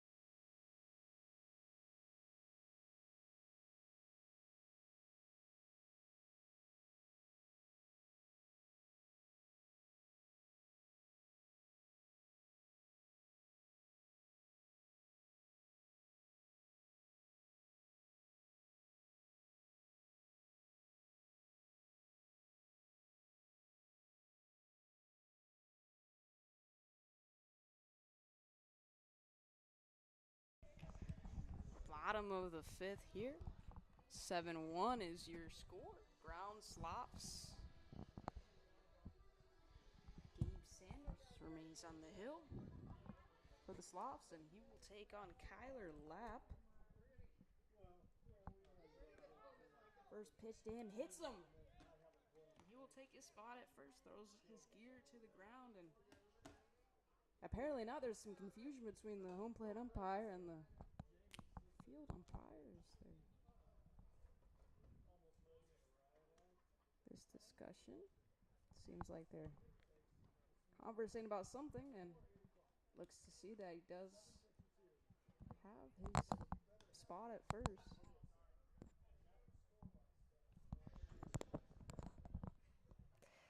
So, Kyle App will take his position at first, and Will Vogel will step in. Gonna be Zimmerman coming in for Vogel. Jake Zimmerman making an appearance. Zimmerman, first offering is popped up, fouled. Pavlik makes an effort for it, but no chance of him to gather that one unless he wants to run and jog his way into the stands. No, I always wonder that. If I did that, I think that's like an ESPN top 10 play. Run, sit down, grab some popcorn, and still catch a foul ball. 0-1 pitch to Zimmerman. Softly grounded right back to Sanders. Tosses it over to first. The pitch is a little bit inaccurate, but they still get the out, and that's the second out of the inning. Vogel's going to head his way over to second now. 2 outs, though, but a runner in scoring position for the Bobcats as they try to rally up these points, or these runs, as they're in a 7-1 deficit. Sam Mitri comes in for the Bobcats. Aggressive hitter. Sanders' first offering finds his own for strike one. Lap getting some attention over at second. Already has a stolen base so far this evening for the Bobcats. Both teams being very aggressive. Base runners. 0-1 pitch. Up and outside for ball one. Yeah, we've seen Mitri put some good rips on pitches that he's looking to hit. Just hasn't made any contact yet with one. Sanders glances over at second, comes home. Grounded to second baseman.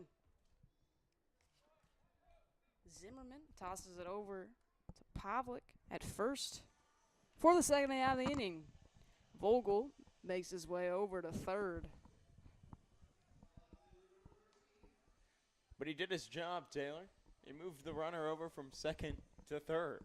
Puts him 90 feet away and could get another score here.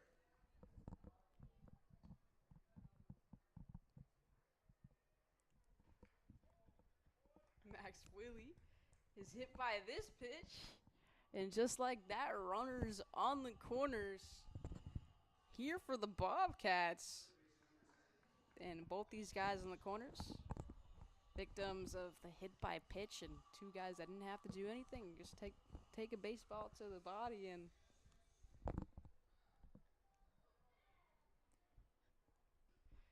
Lawson Schickel near the bottom of the order here for the Bobcats as he takes this one low for ball one. Guy who has seen the ball very well tonight in his 2 at-bats, walked both times, and if he does so, the bases will be loaded. Sanders glances over at first, comes home. Chopped to shallow center field, drops, and 1 run will score. And Vogel and Zimmerman is going to take third. And Schickel will have a single, an RBI single. The score now 7-2 GroundSloths. I mean, go back to the first game that happened today, Taylor. A fight that went to the final inning of play. Both teams neck and neck. And then a walk-off in the bottom of the 7th. A 7-2 lead here, 2 away, though. The Bobcats down the GroundSloths. They want to close them out. Anthony Gurro, batting in the 8th spot, takes the first pitch. Strike. Lands in the bottom of the zone. Schickel, not a huge lead over at first. Sanders still paying attention over there. The 0-1 pitch. Grounded or fouled. Right behind for strike 2. And your Sanders here. 2 runners on the corners. 0-2 count. Need 1 solid pitch to end this inning. You're already giving up 2. Score 7-3. GroundSloths. Sanders glances over at Schickel. Comes home. 0-2 pitch. Flied out into left field. Willie is underneath it. Bailey is underneath it, but it drops. And Schickel's going to round the bases, comes home. And Gira is going to have a slanty spot at third, and 2 runners score for the Bobcats. Score is now 7-5.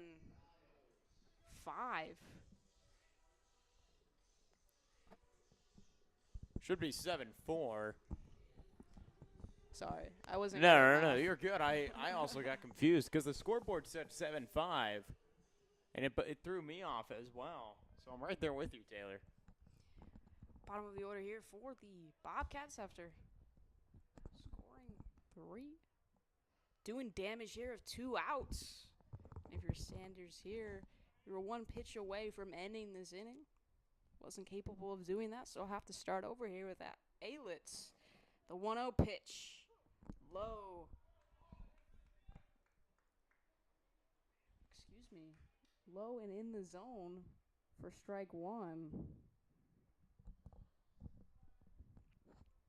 Count now even 1-1. Sanders fires it.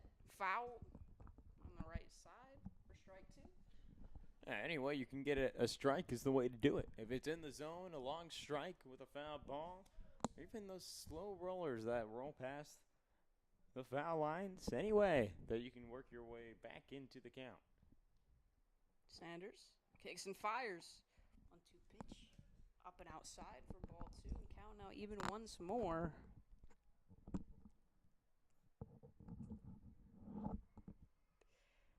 Sanders gets into his stance. So does Aylitz. 2-2 pitch. Grounded, fouled. And we'll do it again.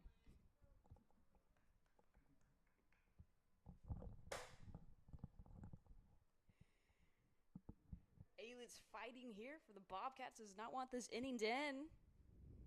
With a runner 90 feet away from scoring their 4th run of the inning. He fouls it again. Getting contact on the ball.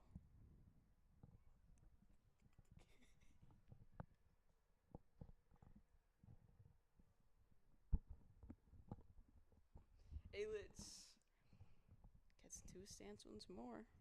2-2 pitch. Upstairs for ball 3 now. Count runs full. Now working your way into a full count, Aylitz is, and right time to do it. Now Sanders 1 pitch away once more from ending this inning without causing any more harm than it already has. 3-2 pitch is just inside, and Aylitz is going to walk his way over to first, and runners on the corners once again for the Bobcats as they try to chip away at this deficit. They already have scored 3 runs. A runner still in scoring position. This game could be tied up. The scoring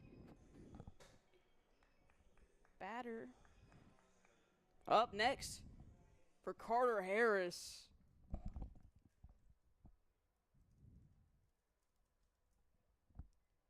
First offering to Harris is low in the zone for strike 1. Sanders gets the offering, shakes it off, glances over at first.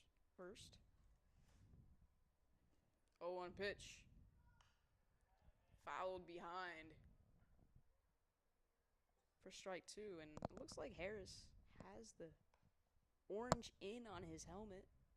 It's Normal Community's logo. I don't know Carter Harris, but I know a lot of the baseball boys. I didn't talk to them, but it looks like a Normal Community baseball helmet.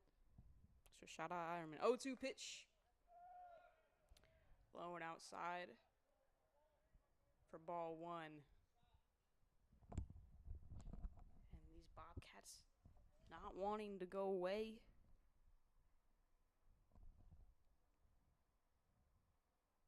1-2 pitch. Sanders, long stare at first, comes home. 1-2 pitch is low. Count now runs even. Sanders, high pitch count this inning. These batters putting in work, not wanting to give up. 2-2 pitch. Low, and it gets out of the hands of Ashby, and the runner on first is going to make his way over. to second. Now 2 runners in scoring position as Aylitz is the runner on second. Kira at third.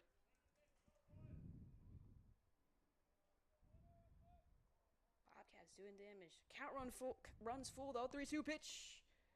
Outside for ball 4 and bases loaded for Caleb Hackman, the designated hitter tonight. Not a guy you want stepping into the batter's box if you're the GroundSloths, as the general manager for the GroundSloths heads his way over to the mound. And there's no pitcher warming up for the GroundSloths in their bullpen. So interested to see. There's a guy stretching out his legs, but doesn't seem to be ready anytime soon. Yeah, Taylor, I think in this situation with 2 outs on the board, bases loaded, you don't want any more damage to be done, but you have trust in your pitcher. Say, all right, I need you to get one more out. Maybe throw in an off-speed pitch with weak contact being made on the ground. Get the out at first. It's a force out anywhere out there in the diamond. Discussion is over. Pretty quick discussion. And Sanders giving up 3 runs so far in this inning. Damage still not done. The Bobcats. As I mentioned, Caleb Hackman, designated hitter tonight. The last few games has been on a cold streak, but we've seen this guy launch it. Home run.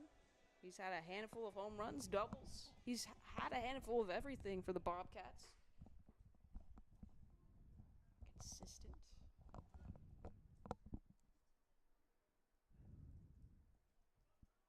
Sanders takes a deep breath. Ashby does as well, the catcher. Sanders gets the offering, nods it. First offering to Stevens. Grounded the shortstop. Tosses it over to first. Pavlik in time, and Heinold makes that play. Tosses it over to Pavlik for the 3rd out of the inning. But the Bobcats do damage. Score 3. And the score now 7-4 GroundSloths. Top half of the 6th coming your way here in Normal, Illinois. You're listening to KCL Baseball on Normal Corn Belters YouTube.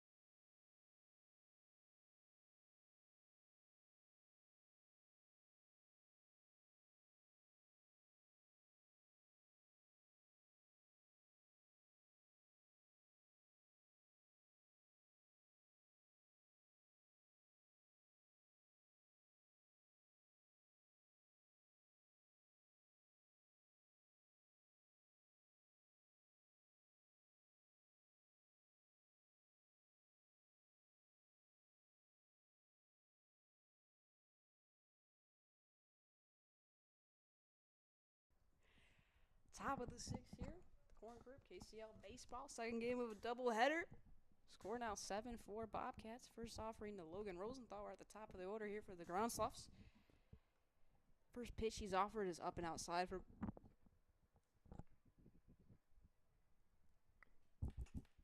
ball one.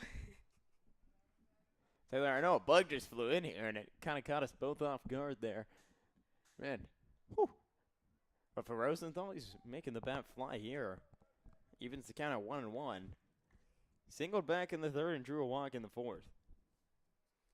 1-1 pitch. Slice, swung on and missed for strike two. And if you're Oaks here, number one goal is to go 1-2-3 after scoring 3 and getting back into this ball game. Oaks says and fires. Low for ball 2, count now even. Excuse me, Gibbs. Or Oaks still. 2-2 pitch.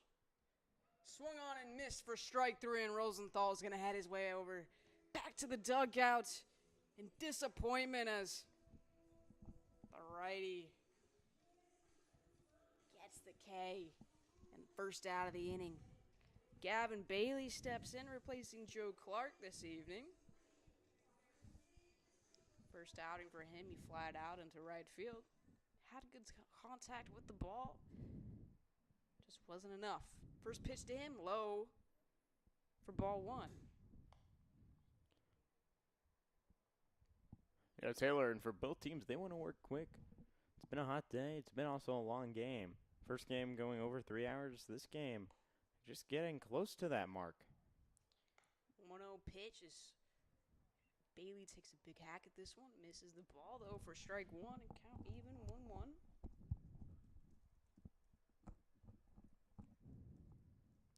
1-1 pitch. Flied up behind home plate. The catcher and Vogel chasing after this one, but it's going to land in the stands and bounce up near the concession stands. The corn crib. Count now 1-2 though.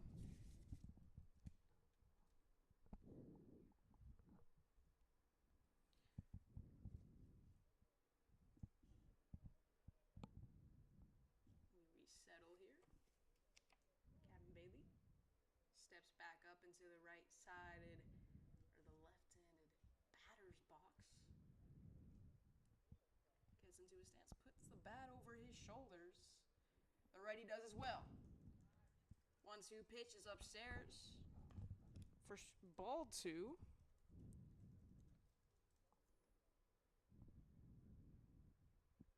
Bennett Schuler is the pitcher on the bump for the Bobcats as he gets his second strikeout in a row. First one is struck out swinging. Second one struck out looking. And a great start for the right-handed pitcher. And Bennett Schuler from Heartland Community College calls the corn crib home and is feeling comfortable so far for the Bobcats. Man, have yourself a day, Bennett Schuler. 2 batters faced, 2 outs. Continue to ride that rhythm. First pitch to Dawson, finds the zone and continues his hot streak of painting the zone. And Schuler first on the team in strikeouts with 10. He's shown that capability, matching it so far. 0-1 pitch finds the zone once more. And Schuler dealing his cards so far. Up early in the count to Dawson. Dawson, a guy who singled in his last outing. 0-2 pitch fouled right behind. Spoils the count and we'll do it once more.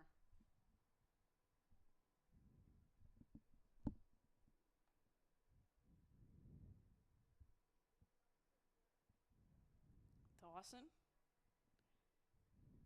It's 0-2 pitch. Grounded to the first base line. Schuler does it himself, gathers it, steps on the base. Gets 1 K, gets another, and then steps on first for the third out. Does it all himself. Score remains 7-4, bottom half of the 6th. Coming your way here. You're listening to KCL Baseball on No More Corn Bubblers YouTube.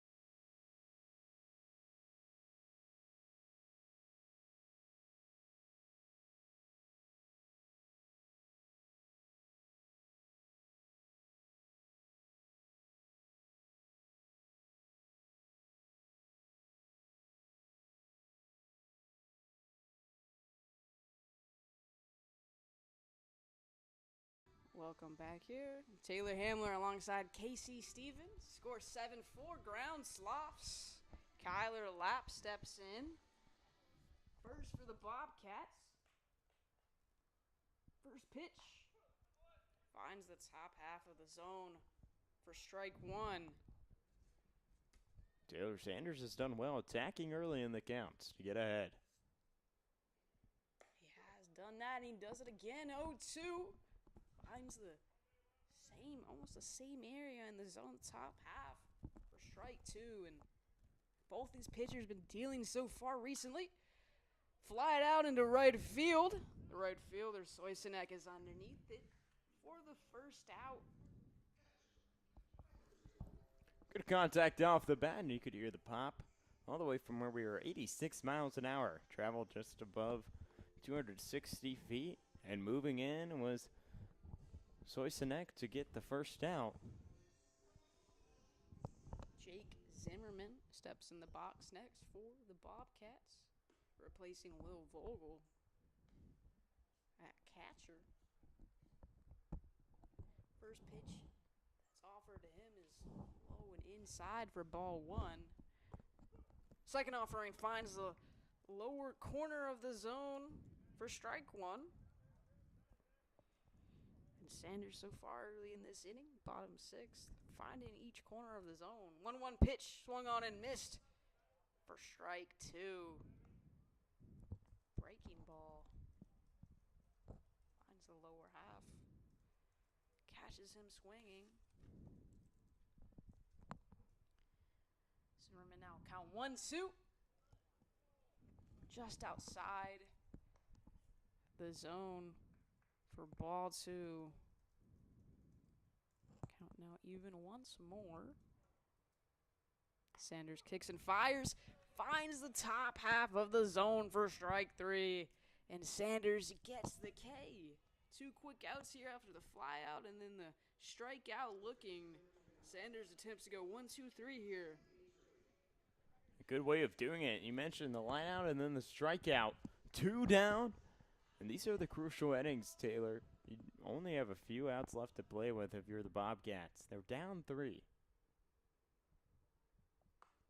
Now 4 more outs total for the Bobcats to work with as the first offering to Sam Mitri, who's been 0 for 4 tonight. 0 for 3, excuse me. I jumped the gun. I can predict the future, though. 0-1 pitch. That was good. Fouled behind for strike two. And as I say, 0-2 count now. Sanders up early in the count. Common trend so far in the bottom of the sixth. Mitri. 0-2 pitch. Sliced down to the second base area. The second baseman, Zimmerman, slings it over to first for the third out of the inning. And just like that, the GroundSloths go 1-2-3 and remain with the lead 7-4. Bottom of the sixth coming your way. You're listening to KCL Baseball on No More Corn Belters YouTube.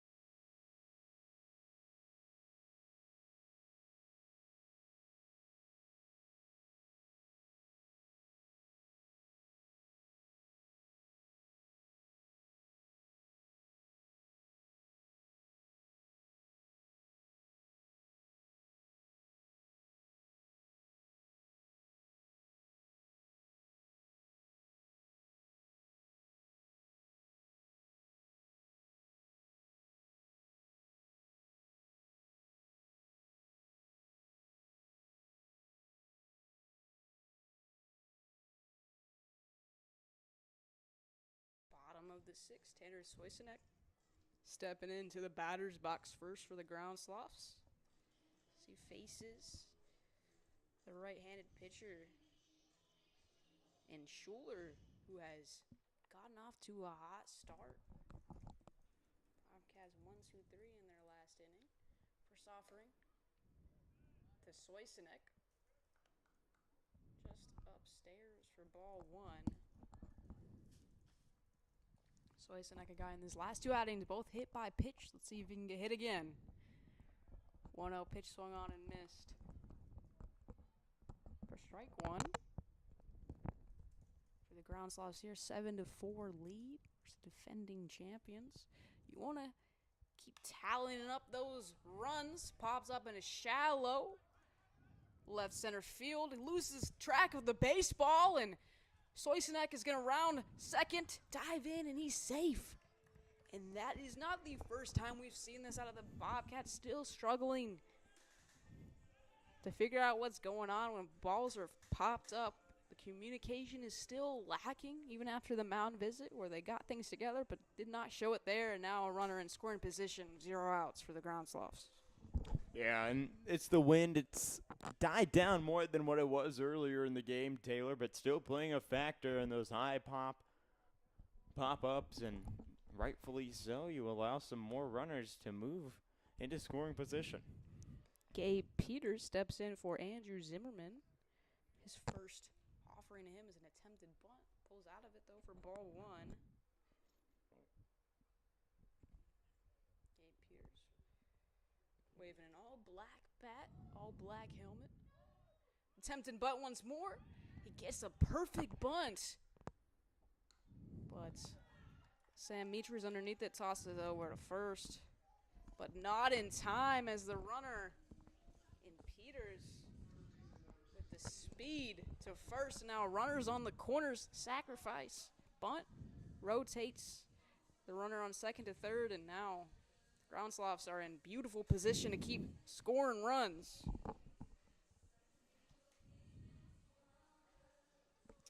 Frankie Pavlik steps in. 1 for 3 so far this evening with the single. Popped out into left field in his last outing, though. But once again, just 0 outs here. Runner in scoring position.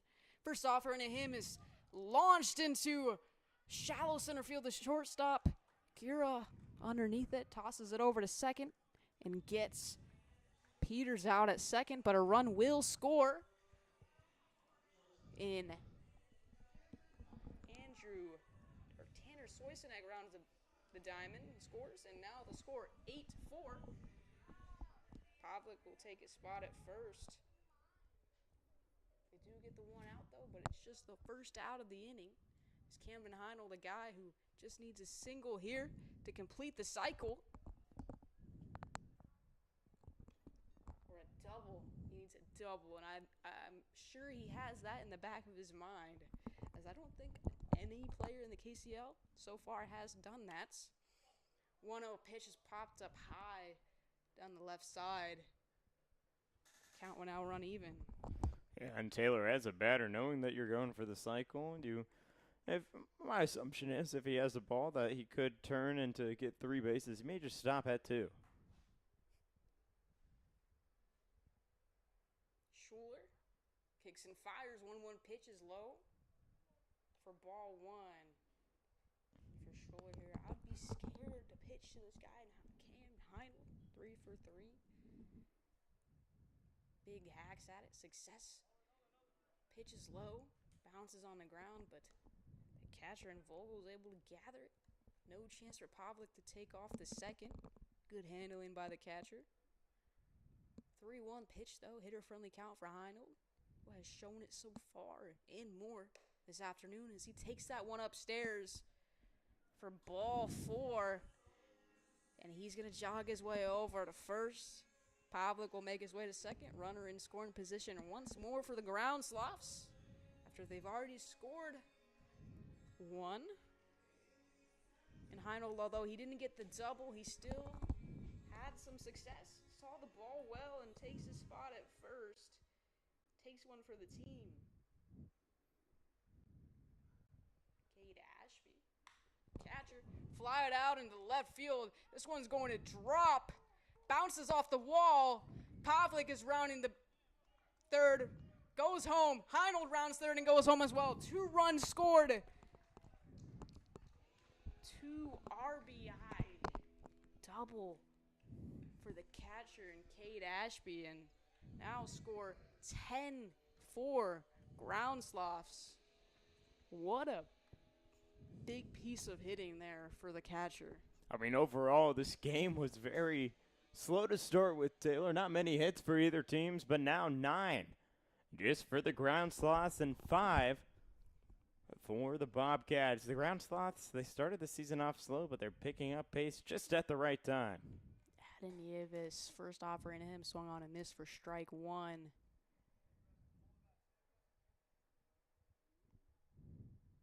Schuler glances over at Ashby at first, comes home.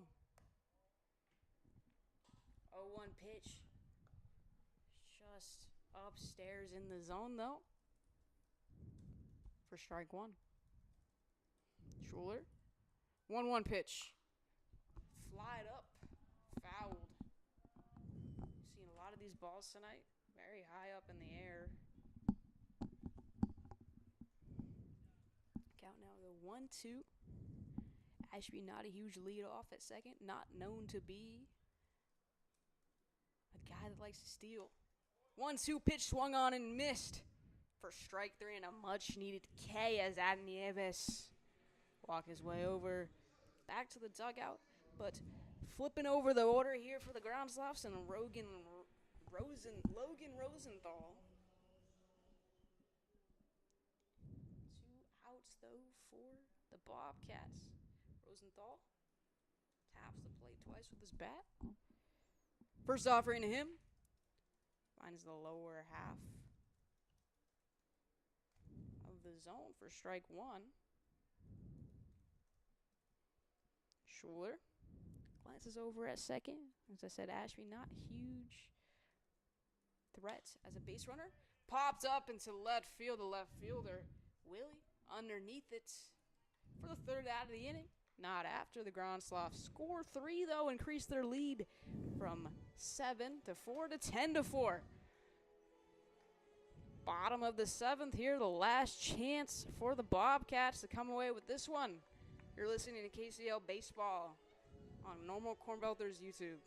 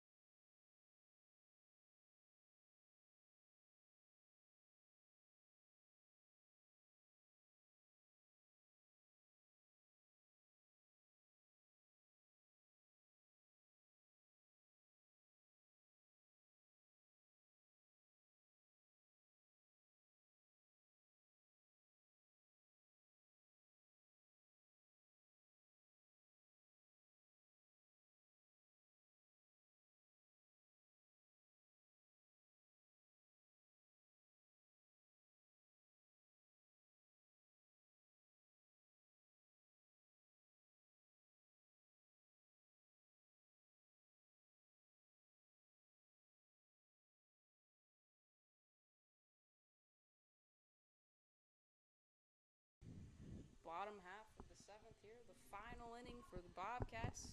Final countdown was just played in the ballpark, and indeed it is. Not new pitcher on the hill.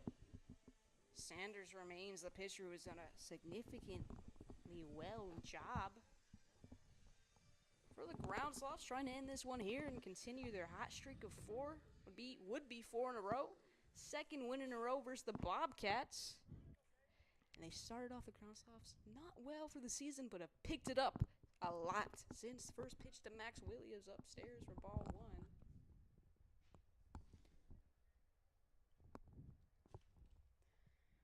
Sanders kicks and fires. Low for ball 2, and quickly, Max Williams, the catcher. Up early in the count, waving his bright orange bats. 2-0 pitch. Ground is down the third baseline. The third baseman, and Nieves gathers it but then loses it. Willie's going to take his spot at first and reach on an error by the third baseman. A way to start, though, overall for the Bobcats, Taylor. They get a base runner aboard, their leadoff guy here in the final inning of play between these two. They're down 6, but if you can start chipping away, it's the way to do it. What's the best way of eating an elephant? By chipping it away. Bit by bit. Oh. Lawson Schickel flies this one out to right field, and that will be the first out of the inning. That's not what the Bobcats want to see right there, though. I mean, a good piece of hitting by Lawson Schickel, but just doesn't land in the right space of the field. How many bites do you think it would take a Bobcat to eat an elephant?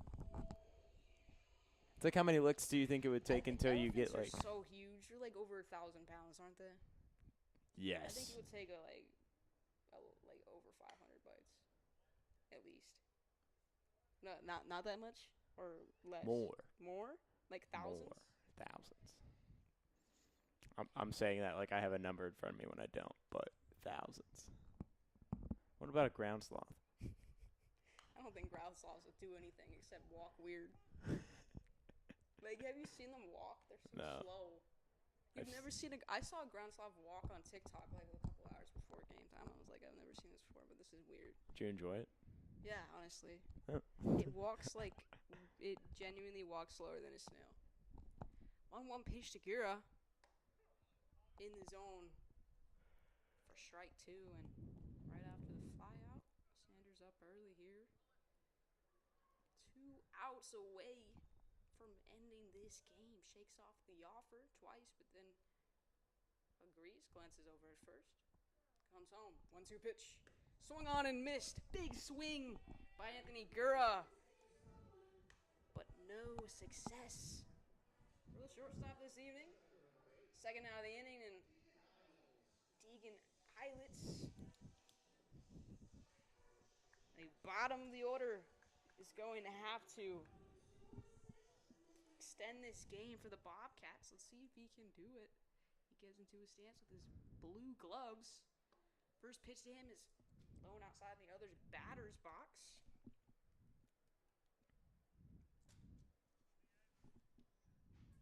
1-0 pitch to Eilitz.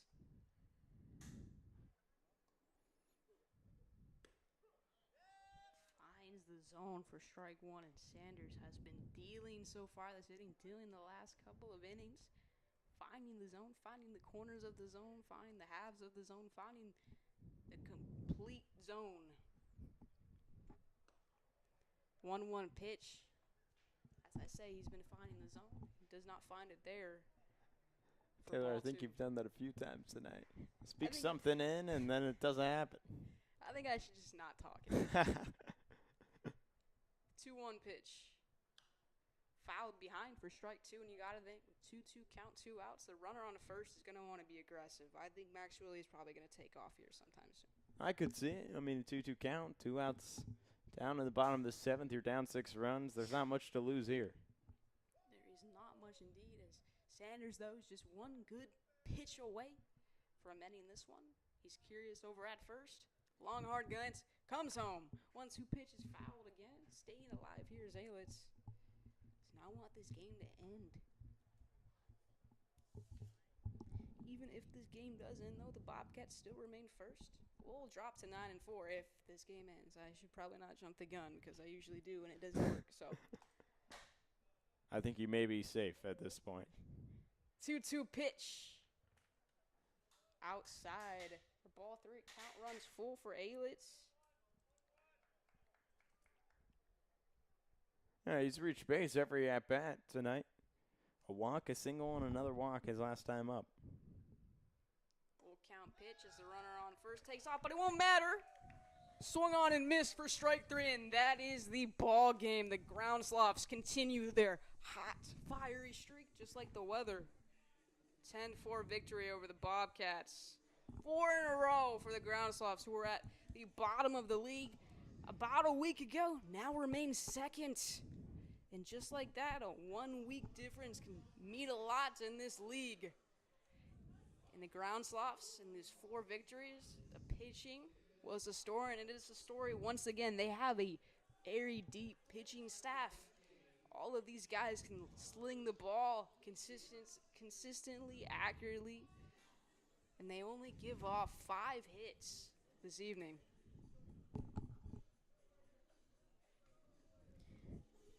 Yeah, Taylor, overall a good hitting game for the GroundSloths. You mentioned they start at the bottom of the standings, but they've climbed their way up. It's not over yet. There's still multiple games for both teams to play. Standings may still shake up. That is the end of our doubleheader here. More KCL baseball will be heading your way on Sunday, July 5th. Another doubleheader starting with the Bobcats and the Blue Caps. Until then, we'll see you next time.